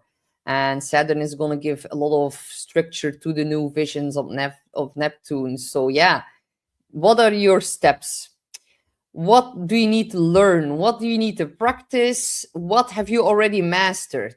Ninth house is also the house of the teacher, of the guru, of having some new mentor that is going to guide you through this. But it's a very good transit, and definitely with Saturn here for like studying something new, for publishing something, building your knowledge, your expertise, becoming an expert yourself. So yeah, commit yourself to a new course, or like formalize your knowledge in some kind of way, and share it with others. Share them freely. And of course, Leo, you're a fellow fire sign, so it's going to trine your sun, moon, or rising. It is very, very beneficial here for you, my dear Leos. Wait until Jupiter is going to enter your sign. Jupiter is going to make a trine in your sign to Neptune and Saturn. My God, this is going to be so positive. Travel, you guys. Definitely when Neptune is in your sign and trines the ninth house planetary transits here, go out and about, connect with people of different cultural background than your own. They're going to open up new doors for you. But on another level, it's like a reevaluation of your belief systems, and you're going to release a lot of beliefs that are no longer feeling true here, with Neptune dissolving that. But yeah, you're going to adopt a way more spiritual, mystical, symbolic, philosophical kind of lens here. And you're actually like rebuilding your worldview from scratch. So this is actually, yeah, very beneficial. Long distance travel, immerse yourself in cultural and spiritual experiences, study abroad, spiritual retreats, pilgrimages, metaphysics. All of that is like massively going to help you. So yeah, this is going to be a very deeply inspiring transit. Just know Saturn Neptune can give a little bit of like sudden shifts in direction, sudden shifts in beliefs. What you've believed your entire life might now be like coming up for a review, and then like Saturn is scrutinizing that, and you can feel like, oh wow, why have I kept myself so stuck my entire life by believing in this one specific truth that is actually not true? It is actually a lie, and coming to terms with that and confronting yourself with that. But it's going to have a very, very beautiful manifestation, or like uitwerking, how we say it in English, like, because it flows so beautifully towards your identity, like your whole identity is getting restructured with that as well. So a whole renewed sense of self by breaking through the self-imposing limits within your self-belief, or like within your belief system. So yeah, looks very, very cool, you guys. Expand your horizons, and you're gonna gain greater confidence in your vision for the future. So yeah, let me know how that works out for you, my dear Leo. I wish you good luck. We have Virgo, Sun, Moon, or Rising. All right, Virgo. Yeah, this is going to be a bit more tough for you as it falls in the 8th house. So, my fellow Virgo risings, the 8, it is about deep emotional bonds, shared resources, codependencies like attachment styles, power dynamics, the give and take axis. Is it reciprocal? Are you vulnerable? Karmic ties are about to be broken, and new karmic bonds are about to come in quite strongly here in the 8th house. So this is gonna be like life changing, major turning point in how you actually relate to other people on like an intimate and vulnerable, emotional, energetic, financial kind of level. It's about all these entanglements in the 8th house. So yeah, it's about reclaiming your lost power without actually closing up your heart or closing off your heart. We need to let down the walls around our heart. And I know, as a Virgo rising myself, that is not easy. We are a bit more guarded, we are very selective, we are very critical, we are very picky, and still we pick the wrong things or the wrong people, right? It's actually funny. Oh, sometimes I laugh so hard with myself because we need to do it. We need to take ourselves a little bit less seriously. We are so strict on ourselves, my dear fellow Virgo risings, but in the 8th house, that is like the house of the occult. It is the house of the underworld. It is a quite deep and intense kind of house, and it's going to bring like hidden dependencies of ourselves, of our soul into our awareness. And we are already so strict on ourselves. So it's going to point a very big flashlight on our emotional resilience. Emotional resilience, and also like on our emotional dependencies and reliances on other people. Everything in regards to shared finances is going to come up, and with Saturn in the 8th house, we might need to get a little bit comfortable with going into certain depths, whether that's emotional debt, and I'm talking like about financial debt. Sometimes like debt and guilt, or like owing someone debt. These words are like very alike, and sometimes I might have difficulties in pronouncing them like correctly, but it's also going to put a very big spotlight on like what drains us energetically, and yeah, it's like a very big test on how we see certain relationships, and we are going to realize that certain relationships, even the long-term ones, because Saturn was in our 7th house for such a long time, how that's actually been like limiting our sense of autonomy, or like how it made us feel unable to like move forward freely. Saturn has been putting a refrain or like a damper on that. So in some cases, it might also be ourselves, how we've been limiting ourselves and how we've been too dependent on other people to like come and save us and all of that. That is like over. So we are going to come to like, we're going to be confronted with where we realize, we're going to be confronted, and we're going to realize where we've relied too heavily on other people. That is how I wanted to say it.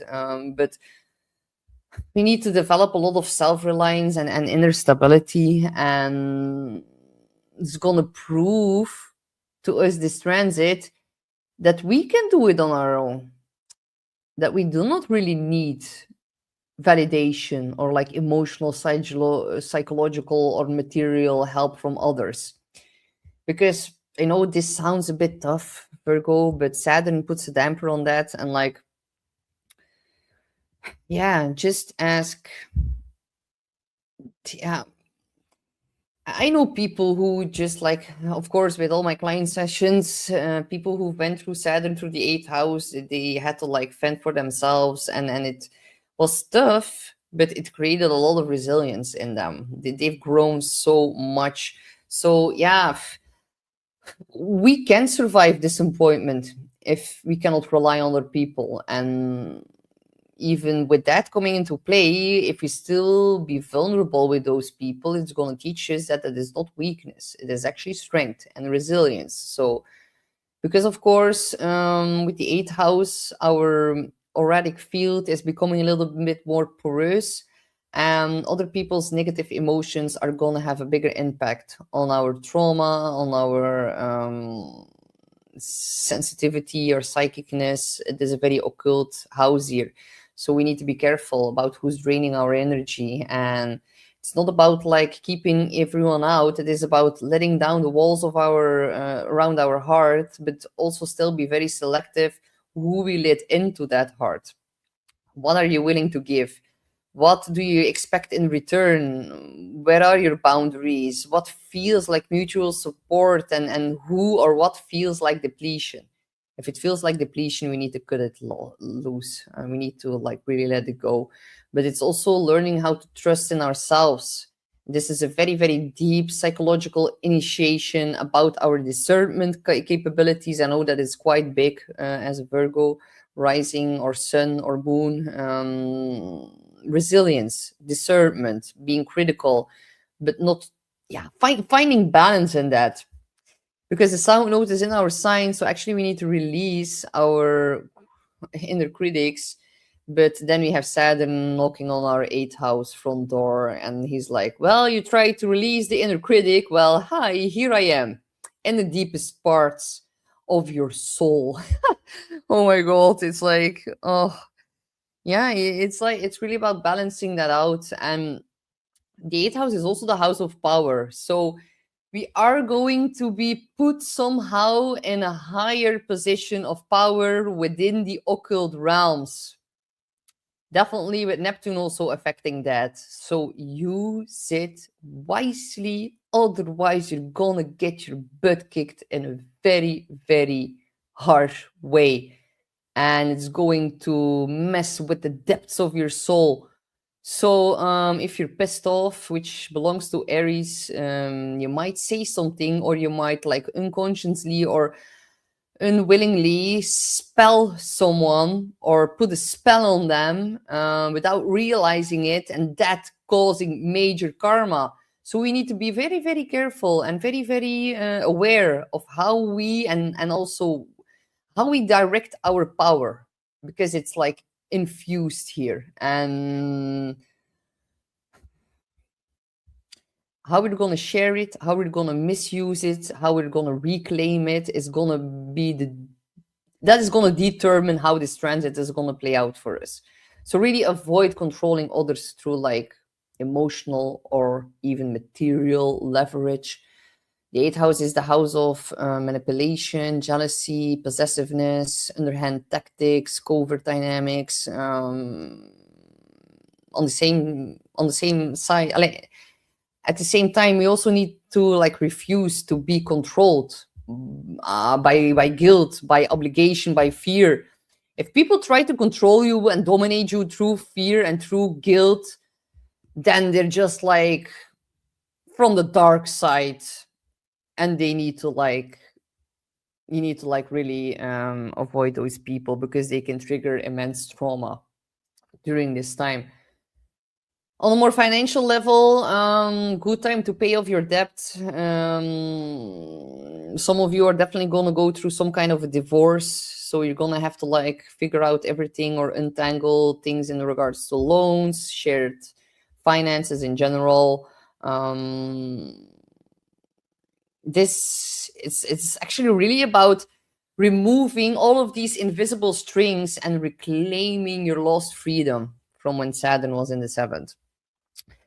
It's going to be very helpful, and I know a lot of you are going to need it.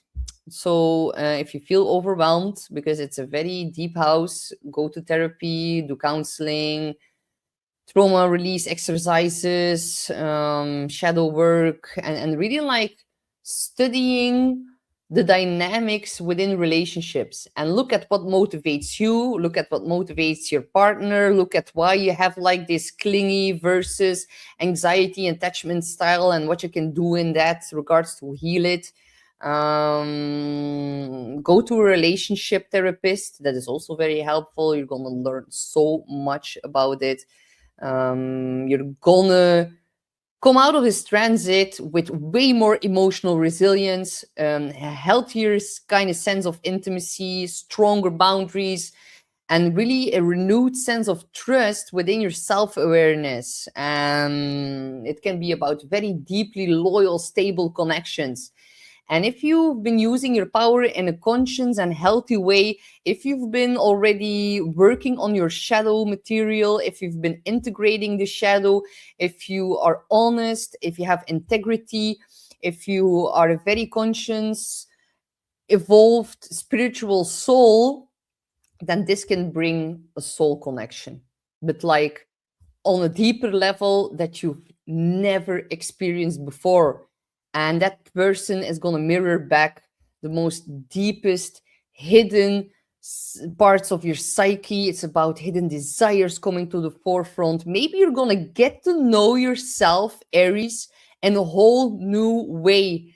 And you're actually restructuring your identity, but on like a way deeper, more soul kind of level here in the 8th house. So yeah, you're gonna emerge out of all of this like a little bit dark night of the soul kind of energy here, but with a way more healthier interdependence and what that truly looks like. And you're gonna refuse nothing less than what you deserve. So yeah, it is quite a transit, you guys. Be careful about energetic vampires. It is such a deep psychological transformation, and some of us are going to feel a little bit exposed or a little bit like overwhelmed, and other people are going to try to take advantage of that. Do not let them or other people deceive you on a financial level. Be careful with Neptune in the 8th house in what you invest in, who you invest with. And if you have doubt, if you have your intuition telling you something, listen to it. Otherwise, Neptune can dissolve a lot of finances in the 8th house as well. And then Saturn can put a block on help from the outside. So do not make it harder on yourself than it needs to be. But definitely, it's also about looking at this from a way more mature perspective. And if you're gonna make love under this transit, then it's gonna be like soul, deep, karmic, even twin flame kind of love that comes forward. And it can be very, very transformational. Can get a bit obsessive as well. Be careful. But it's, yeah, you're never going to be the same after this transit for sure. So wish you good luck. We have Libra, Sun, Moon, or Rising. All right, my dear Libra, you're having the conjunction of Neptune and Saturn in the 7th house. Now, luckily, Saturn is well in the 7th, but still it's putting a little bit of block on relationships. Relationships become more serious because the 7th house is really about our romantic relationships, our long-term commitments. It's about business partnerships, also contracts, and also the way how you relate to other people. So if relationships have felt a little bit disappointing or confusing or also a little bit disillusioning, then this is gonna like be another kickoff in that, but it's gonna open something up because Neptune enters the 7th and is gonna remove also the idea that all the things must be done in like the usual way that you're so used to. So it's dissolving the assumptions about what relationships should be like in your life, and it's going to open up a door to a much more broader range of possibilities. And it can be about soulmates and soul love, but it's also like gonna expose a lot of illusions, and the masks that people wear are gonna come off here with Saturn as well. And also it's about like the stories that other partners tell about themselves, and the fantasies we project onto them, and the feels that do not survive. Like it's like being able to look behind the veil in a relationship kind of way here in the 7th house. It's going to expose a lot of truth in your current relationship. If you do not have a relationship, it has the possibility to really bring someone in here. And definitely with the Aquarius eclipse in your 5th house, also triggering your house of dating, love, and romance, and children, and all of that. And then like Mars is going to square off with Uranus. Could be very suddenly and unexpectedly, actually, but this is definitely raising the deeper questions in like, is this relationship real? Is it mutual? Is it accountable? Are the expectations clear and honest? And others, like, some are not going to be able to withstand the stress test of the pressure here in the seventh house, while others who are stable and who are solidified are going to become stronger and more committed, even because of the illusions and the false beliefs and expectations are getting washed away by Neptune. And Saturn wants to invest into all the effort, but we need integrity, and that is quite strongly needed here. So disappointment, it can be part of the process. Just know that it's not a destination or not the wanted outcome, but it's going to clear the way for something more sustainable to come in. So this is making you very aware of your boundaries. Do not overgive, my dear Libra. I know you do all of the time. I know you want to avoid conflict. I know you say yes when you want to say no. I know you prioritize harmony at your own expense. You're going to need to stop doing that. And Saturn is going to test you in it. So you need to know that you are worthy of your boundaries. Having them and having limits, it does not mean that you shut people out or like losing them in some kind of way. It means that you're actually becoming more mature and capable in protecting your own energy and your own truth and standing firm within that. And if you do it, then the relationships are actually going to become more helpful for you. It's like a little bit of a paradox that you find yourself in, Libra. So Saturn is structurizing the unseen qualities of Neptune. So truth is going to emerge. There's going to be moments where you're going to see something that's been in front of your face for a very long time, and now you're not going to be unable to see it. Red flags, a certain pattern, repeated imbalances that keep coming up. So these are going to be powerful ignition points and turning points for you to really stand in your own truth and to look at how relationships are reciprocal. And if your partner is either into substance abuse, or if it has like a savior, martyr, or like if your partner wants to be saved in some kind of way, then you need to like really steer clear from that. That is a red flag here with Neptune in the seventh house. If he's into substance abuse, if he does drugs, if he escapes reality all of the time, if he is not being able to fully take care of himself or herself. Sorry that I'm talking like in a male way. I'm probably a little bit biased as a female, but yeah, just know that that is going to be a very big red flag, and you need to be careful not to get lost in like the savior complexes here. What kind of partnership do you want now, like truly?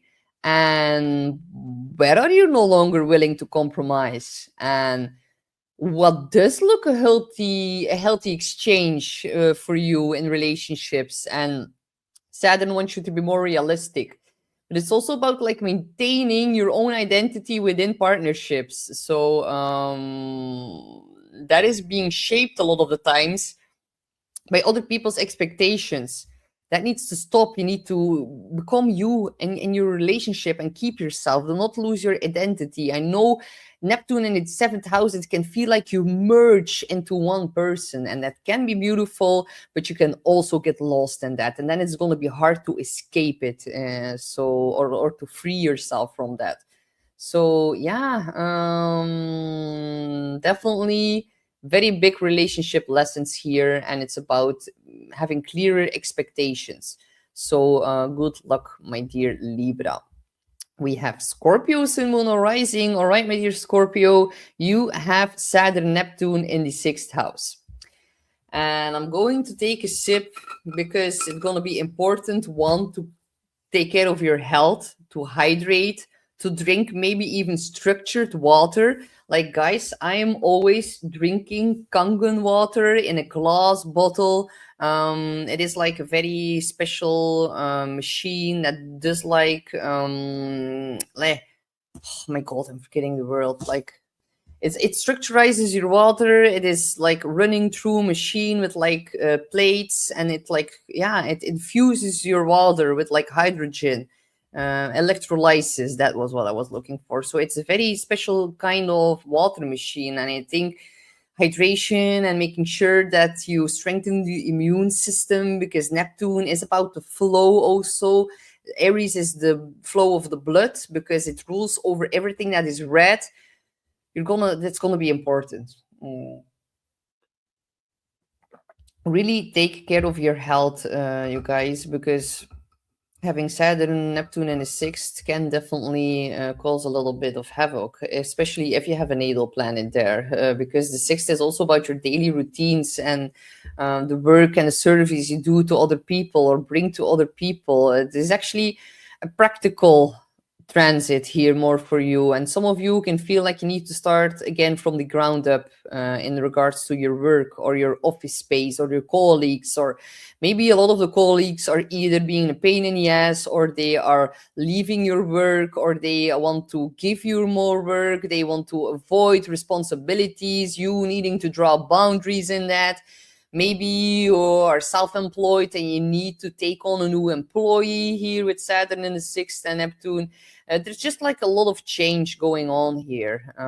It's really like changing the entire structure of your day-to-day routine, and a lot of you are gonna feel some kind of satisfaction.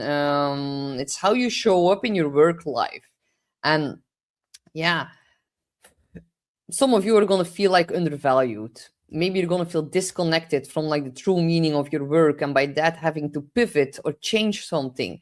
And you can also feel like an increasing resistance to like the routines that feel very inefficient, underproductive, that feel empty, and that can lead to like a decision to leave a certain role or a certain job, or yeah, your job can like be naturally dissolved here with Neptune in the sixth. And definitely if it doesn't align with your values anymore. So you can definitely also remove a lot of like feeling stuck. If you felt stuck the last couple of days, years, I'm sorry, then why is my mouse not working? Like, and this is so funny because I'm talking about the sixth house, and the sixth house is also your job environment. It's like your office space. So yeah, now there is my mouse. Okay, so my magic mouse is working. All right. So yeah, it can be like a whole restructuring of new materials within your office as well, needing to buy new things to increase your productivity, or to look, especially like, for example, my computer here, it is on top of something, so that it's like that I'm not looking like this at you guys in the camera, but it's like when I swipe, my shoulder is in the air. So now I've bought like this new mouse so that I can keep my shoulder low, as I'm starting to get problems with my ergonomy. Ergonomics, is that the same in English? I don't know, but you need to be careful for like your posture and how you are working on the computer, and your neck and your joints, because that is all part of Saturn. The sixth house, your job office. Make sure that everything is aligned. Make it yourself more comfortable, as that can be a little bit more difficult now with Saturn Neptune in the sixth house. And it's also like, how much do you take on? I know you carry a lot of responsibility, but these two are going to intensify that. So do not take on tasks that are truly yours. Someone is going to have to do them, yes, but that doesn't necessarily have to be you all of the time. You might need to learn how to say no at your job, or within your roles towards other people, your service towards them. And because Neptune, it just like blurs the boundaries. And Saturn gives like an increased sense of like work in your sixth house, but it can definitely lead to exhaustion and burnout if that is not like, if that's left unchecked. So really listen to your body. Helping other people or colleagues does not mean you need to sacrifice yourself and your own well-being. Do not be the martyr right now. Martyrdom is gonna like completely wipe you out if you're gonna do that now. So focus on replenishment. Focus on new daily routines and habits that are actually strengthening your body, your immune system, your joints, your muscles. The best remedy of Saturn and Aries in the 6th house of health is going to the gym and strengthening the muscles. That is definitely a very big remedy here. You need to also maybe sweat out the stress. Use heat to channel the stress through here with this in the 6th house. But yeah, very big scrutiny about how you structure your day, when you are able to rest, what habits are supporting your well-being, and it's going to confront you quite strongly. It's going to put it right in your face how well you care for your own body and how that's having an implication on your mind and also on your mental health, because it opposes the 12th house. So you might need to change something in your diet as well. You might need to add more movement, more exercise. You might need to fix your sleeping schedule, and you might need to really hone in on stress management, mindfulness, meditation. And it needs to be all sustainable. Do not do like a complete overhaul. Otherwise, you're going to not be able to pull it through. But do it step by step. Implement something new every week, every month. And know if you do something new for 21 days, then your subconscious installs this as a new habit. So really go for like the 21-day streak and do all the things that are going to support your immune system. If you feel something's wrong, go to the doctor, have a second opinion, do not freak out, but really pay attention to the warning signs of your body. You're gonna have to do a holistic approach if that's like applicable for your situation, because I know sometimes when it gets too tough or too severe, that holistic medicine is not enough anymore. And of course, you need to do what you need to do. Like I lost a tooth last year in the back of my mouth when Saturn was in the 6th house.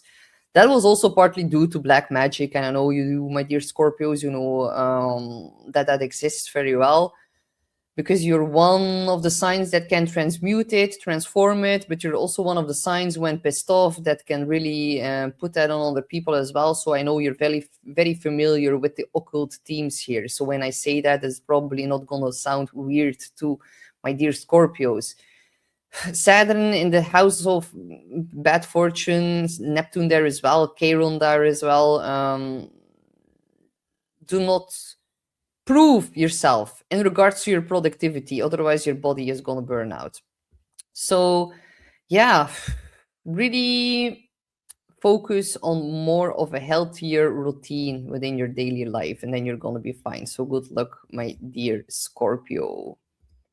All right, we have Sagittarius, Sun, Moon, or Rising. My dear Sagittarius, you are having the Saturn-Neptune conjunction in your 5th house. That is actually the house of joy, pleasure, romance, children, self-expression, doing the things that make your heart sing. It is about creativity. It is about the house where things are getting born. With Saturn here, you can become a parent. If you do not want to become pregnant, take your precautions, because it's trining your Sun, Moon, or Rising. It could just like all happen by itself. It could all happen in a rather magical way with Neptune. So yeah, some of you are gonna look at someone and you're gonna feel like, oh wow, I feel pregnant only by like looking at them and feeling their joy and their presence, and that can be a very big turn on. So I'm just like throwing that out there for my dear Sagittarius, but definitely it's trining your Sun, Moon, or Rising. This is so positive, and it's a very deep recalibration of what truly brings you joy and meaning in life. So what actually lights you up? And Neptune is going to dissolve all of the old ideas of your means of joy and leisure time. And Saturn really is going to challenge you to take your joy and your leisure time serious. So you need to commit to your joy. Do not let it refrain your joy. And you're going to feel new inspiration coming through in regards to your hobbies, your creativity. Can even be in romantic pursuits, a new muse coming forward. Something or someone can definitely inspire you.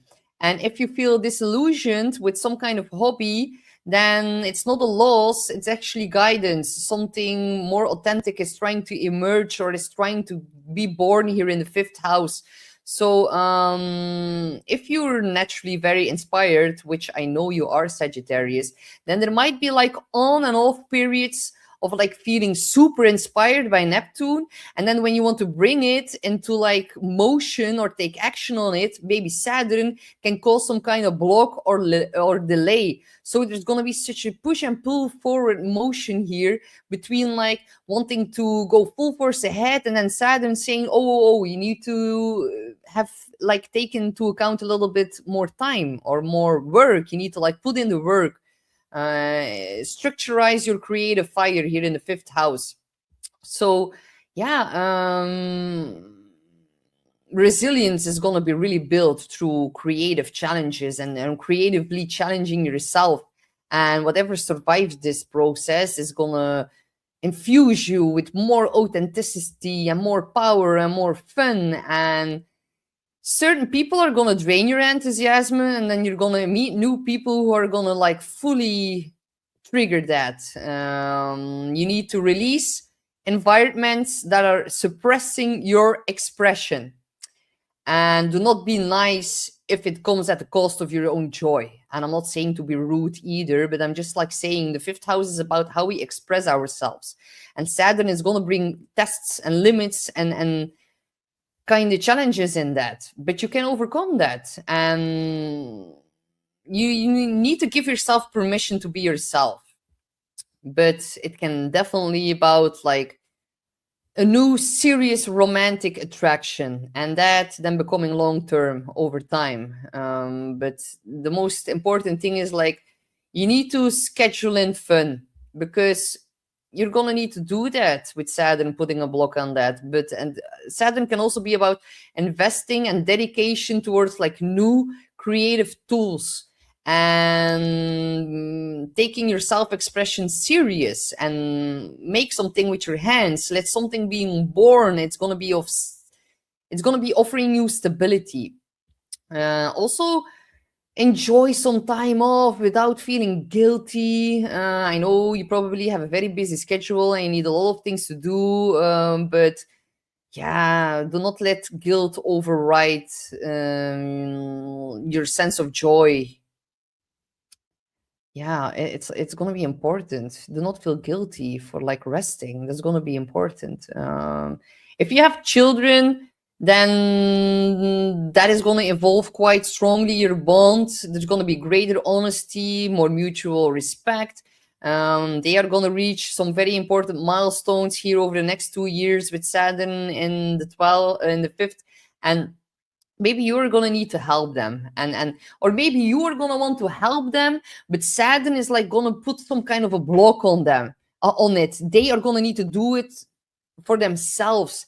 And sometimes especially as a mother and also as a father, you want to like protect your children from like everything, and you want everything to go well. But by that, you're also taking away their important life lessons. And maybe they're going to receive some important life lessons here with Saturn in the 5th house. So do not try to overprotect them. Let them have their own experiences, even if they're a little bit harsh. They are going to be forged by it as well, and they're going to learn some pretty important stuff here over the next few years. But yeah, and on the other side, it's also like activating your own inner child healing. So yeah, healing the inner child, it is also part of the 5th. Do not revisit the pain. You need to liberate yourself from like the inherited rules that put a block on your self-expression, especially in regards to the father with Saturn here. Re-examine your shame around pleasure and learn more about like feeling joy and being alive again. But also, Saturn is going to reward those who are going to go for creative bravery. So yeah, just show up even when it's uncomfortable. Stop waiting for permission. Let your beautiful Sag, Sun, Moon, or Rising shine. And oh my God, Jupiter is going to enter the 9th house in Leo, and it's going to trine the planets in the 5th, and also your Sag placements, like from the end of June until like June of 2027, that's going to be like one big party and such a big expansion and so much more freedom. And oh my God, I wish I was in your place, my dear Sag. So I wish you the best of luck. We have Capricorn, Sun, Moon, or Rising. You are going to have the Saturn-Neptune conjunction in the 4th house. And the 4th house, of course, it is a very emotional, sensitive house. And of course, Capricorn is also in regards to your chart ruler. Saturn belongs to you and it's moving houses. So of of very big importance for you, my dear Capricorn. And of course, Saturn is like ruling over you. And in the 4th house, it is in connection to your home, family, your emotional foundations, your inner security. It's about your ancestry. It's very foundational. It's going to really reshape everything you build from this point forward. And there is a major restructuring going on of your inner and outer sense of what home looks like, how it needs to be, where you feel safe, where you belong, where you feel seen and heard.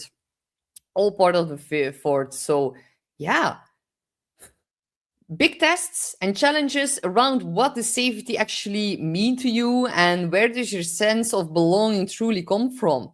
How were you raised? Restructuring the patterns of upbringing, and you need to rebuild your new foundations in a very deliberate, mature kind of way. And it can feel a little bit exposing sometimes. You're going to become way more aware here also with Neptune about your emotional and patterns that are inherited from your family. It's dissolving a lot of beliefs around security that no longer serve you, and all the roles that you've been playing within your family system that felt restrictive, they now need to be released. So yeah, a whole new programming around the conditioning about approval and emotional restraint. And look at your father and your mother, because the 4th house is the house of the mother, but Saturn is actually belongs more to the father. So both are merging right now. So it can be quite confrontational, and it's going to square your Sun, Moon, or Rising. So it's not going to be very, very easy. But still, it's going to forge a whole new basis of your home here. So yeah, major changes to your home situation. You can move, you can renovate, rebuild. You might need to look at like structural or practical issues within the home as well, definitely in regards to the basement, or like the ground on which your house rests or is built. You might need to check that as well. There can be repairs, there can be disruptions and unexpected repairs that you need to do. But yeah, whatever is being removed or isn't stable is gonna crack and be removed. And by that, like in Chinese astrology or like in Feng Shui, everything that's broken inside of your home needs to go, because that is like proving to be of like a block or a refrain or like some kind of thing that doesn't flow freely in your home. So maybe things are gonna break, and it's gonna be very, yeah, it's gonna point towards you also having to deal with the energy that is being stuck inside of your own emotions. It's gonna be like a reflection of that. So it can be a time when furniture or other things might break faster here with Saturn and Neptune, because they are about of like the dissolving of walls. And I'm not saying that your walls are gonna come down, no, but you might need to do some repairs. And when you repair your home, you're repairing your emotions on the inside of as well. That is like intertwined. So clear out, sweep out, really cleanse the floor with salt, with lemon, put some salt bowls. Like my house is totally like it's set in like through the rules of the Feng Shui, and there are some certain salt baths or like salt vases, like big jugs of water filled with salt. And like, yeah, every room has a very specific meaning to certain themes in your life. Like one room is connected to your relationships, and like in my mother's house there is one room that is actually for doing the laundry. And the lady from the Feng Shui, she said, well, this is not good because this is your relationship house. And my mom was like, Oh, well, yeah, that makes sense because here we are like putting and throwing all of the dirty laundry, and I was laughing so hard. But like, it is true. Like, next to our house, there is like our neighbors at this side. They have like a lamp in front of their house, and they have a little bit of a lake or like a little pond in their yard. So there is something blocking their front door, and there is emotional waters that are constantly like flowing, and by that causing a lot of emotional upheaval in at the back of their house. So emotionality at the back of the house, and visible shining blocking light at the front of their door. Like, everyone that has moved in this house, they either went through a divorce, or they didn't stay long, or they were fighting all of the time, and it is just for the last 10, 15, it's already going to be 17 years. Oh my god, time flies by so fast. But we've seen the same pattern over and over and over again. And the lady from the feng shui was like, yeah, well, they have like a lamp in front of their door, and they're having like a very big pond at the back in the backyard. This is never going to work out. Like, whoever moves into this house next to your house, and she said, you're so lucky that you do not live there, but you live here, because it's like set up for disaster. So it is very interesting for you, my dear Capricorn, to really look at how your house is like divided, and if everything flows correctly, and if something is broken, you need to immediately throw it out. It's going to be of greatest importance, and that is going to be a remedy here for Saturn in the fourth house. So it's also putting a very big emphasis on inner child healing. So really look at the foundations of your upbringing patterns, of where you live, how your structures, your walls, your furniture, how everything is set. So I wish you good luck in that, my dear Capricorn. Okay, we have Aquarius and Moon or Rising. And I've made another mistake. Oh my god. It's been happening for some times. Like in my last video, I think I've made another mistake, and it's so weird because I double check all of these charts. So here we have your chart, Aquarius, with the Pisces chart on top of that. So we're making it double as good. Okay, so luckily, you can see the Saturn-Neptune conjunction in the third house here for you, my dear Aquarius, because my sessions are going to start soon. I really have no time to fix that right now.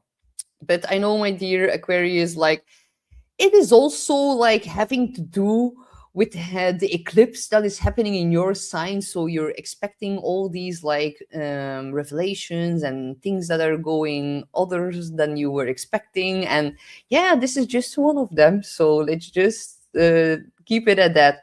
So Aquarius, in your third house, Saturn-Neptune conjunction, that is really about becoming like conscious of your thinking patterns, and Neptune really dissolves all of the unconscious assumptions that you actually borrowed. And then it's about your borrowed beliefs as well. And then you need to take responsibility for your mental framework. So it's really about like self-limiting beliefs and how you've carried that without questioning, and all the ideas that you absorbed from your environment rather than like your chosen. That in a deliberate kind of way. And it's about mental noise and distraction, and it's also about like information overload and having to be a little bit more careful about that. It's also about like the ways you surroundings and your local environment, how that actually subtly shapes your thinking. So yeah, mental decluttering. The third house rules over the media, your information, your streams of informations, your everyday narratives, and there can be a little bit of disillusionment with like all of the normal accepted ideas that operate within your consciousness. So yeah, an increased skepticism is going to come forth towards like all of the installed narratives. You're gonna start to question so much and reality, and what's been installed as truth, and can be also in regards to politics and reevaluating a lot of ideas that you once accepted without actually looking more deeply into that. But this is going to be a necessary clearing. And you need to speak up, you need to use your voice, you need to express maybe more unpopular ideas, but if it's your truth, that you need to embody that truth. You need to set verbal boundaries, and you need to also learn how to stop minimizing your own perspective on things.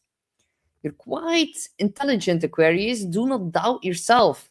And you're gonna have a lot of unexpected turns, like now with these charts on top of each other. Like there are probably a lot of multiple things that you need to deal with right now, and a lot of unexpected changes and pivots, and like things really like overwhelming you. Like this chart is literally on top of you, and it's right in your face, and yeah, it's like, okay, I cannot unsee it anymore. It is like here, right? I just like interpret it as a symbol here that this is now happening for you, Aquarius. That like, do not let someone else overwhelm you or jump over you, or let them convince you that they are right in their opinions, because Saturn can be about serious thoughts, serious conversations, and do not let them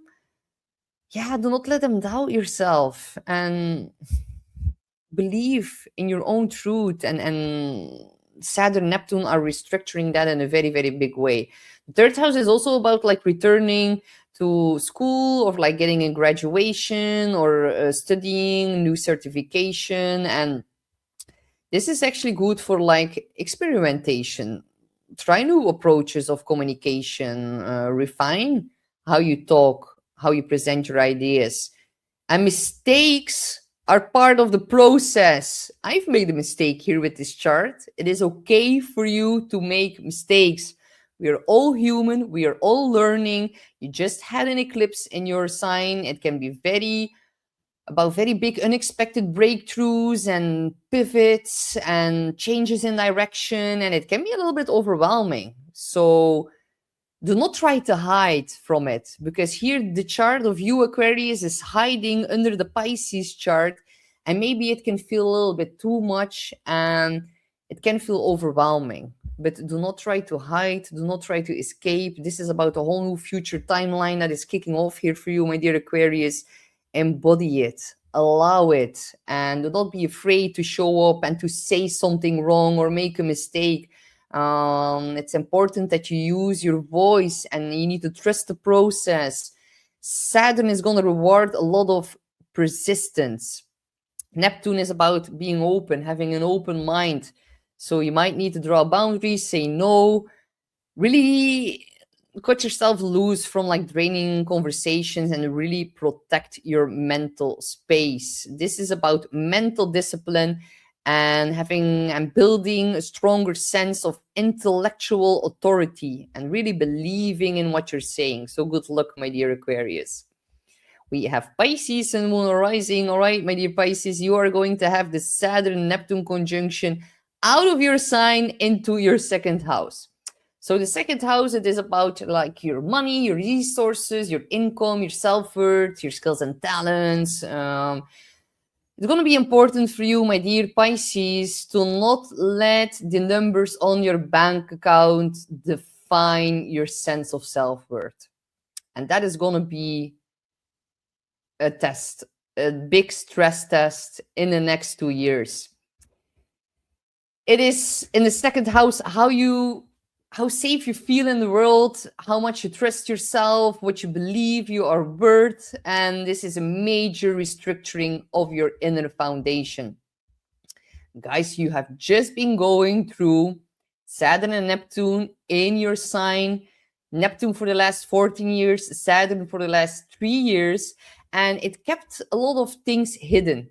Like it was behind a veil, and it was a little bit foggy, and sometimes you were sabotaging yourself, or maybe you were escaping into like dream worlds, because Pisces, it is very sensitive. Your psychic antennas are like very like on all day, every day, and also at night when you are like astral traveling or doing like astral projection.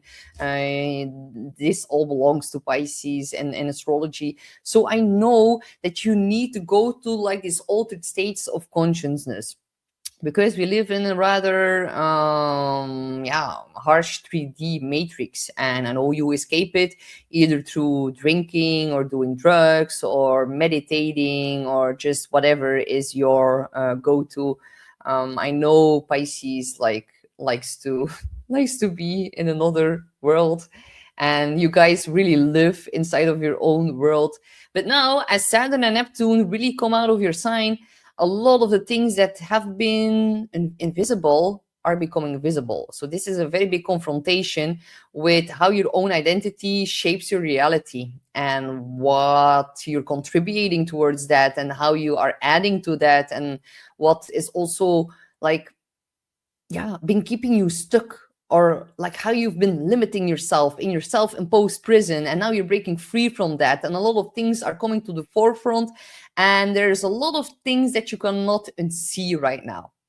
Can feel disillusioning because your chart ruler Neptune is on Saturn, and that can be rather harsh right now, but it's not failure. It is actually a big lesson for you that you're actually on the right path, and that you might need to do some changes, and you might need to pivot, and you might need to release old identities, and you might need to release old dreams that you've been working towards for years. And now you can find out like, it's not really working out the way I was imagining it, or the way that I would have liked it. And now I might need to change something in that. And the best part is, you guys, it can become even better than what you've imagined. And that is also going to be a lesson here. But you're going to need to release the scarcity mindset here. With Saturn Neptune in the second house, scarcity is one of those self-imposed prisons in where you keep yourself stuck in. Because you believe and you are so convinced that you do not deserve it. You're going to need to restructurize that. And there are multiple ways to do that. This is really about what you feel or believe you deserve, and how much stability you believe you're allowed. So it's not about working harder. It's not about budgeting, although budgeting, I would recommend it with Saturn in the second house, but still, it's about believing in your own skills and talents, and it's about tapping into your manifestation abilities. And you are the sign of the visionary, alongside with Aquarius, that is also the visionary. But Neptune is Pisces is more like the spiritual manifestator, and by meditating and daydreaming, you really pull reality. You pull your imagination into reality, and you are like the white wizards in that. So use your capabilities. You guys are so strong, but you self-sacrifice everything for the needs of other people. If you would put all of the energy in yourself than what you give to other people, then you would like go full force ahead, and you would advance and evolve even more greatly or more deeply. But you are one of the signs that is about martyrdom. So you might need to draw stronger boundaries. It's going to be easier now that Saturn is out of your sign. But now it's going to have an indication in the second house. So this is going to be a significant change in how you earn your living. And you might become more financially independent. You might need to restructure your income streams. If you've been together with a partner, that might come to an end with the full moon lunar eclipse here on March the 3rd in your 7th house of relationships, of marriage, of long-term commitment. Then now with Saturn entering the 2nd house, you might need to become more independent. You might need to do it on your own. And that is going to forge yourself. You're going to believe more in yourself. You're going to find out that you're way more capable than you ever imagined. And by coming into realization with that, you're restructuring your beliefs and your identity. And by that, you can create a more stable foundation within your house of finances. And your chart ruler is there, Neptune, infusing it with like more spiritual qualities within your values, within your skills and talents. If you are a musician, if you do artwork, if you do videos, photography, this can mean like a very stable, long-term new commitment. And by that, your finances are going to go slowly up in the air. But first, now Neptune is dissolving. So there might be some kind of short crisis going on. And then now Saturn that passes over Neptune, new structure, new foundational reset is coming into your second house. So it's definitely more about like self-reliance rather than sacrifice. And Neptune in a second also shows you like there are no real limits. And Saturn now comes in and also says then, okay, Neptune, let's build something that really proves it. And let's look at our finances in a way more mature way and commit to building your skills and to develop consistency and more structure. The second house is about your talents, your creativity also, your resilience with Saturn, and security now is going to grow from the inside out. So no outward external validation in regards to finances. No. You're going to need to do it yourself. And do not be dependent on other people. If you are dependent on others, then you can get a lesson in that. But it's going to forge a new, stable, secure version of yourself. So it's going to reshape your spending habits, your saving habits, how you value and where you invest your time and energy. You're going to be more aware about knowing when to give, when to stop. It's not about selfishness. It's actually about self-respect here.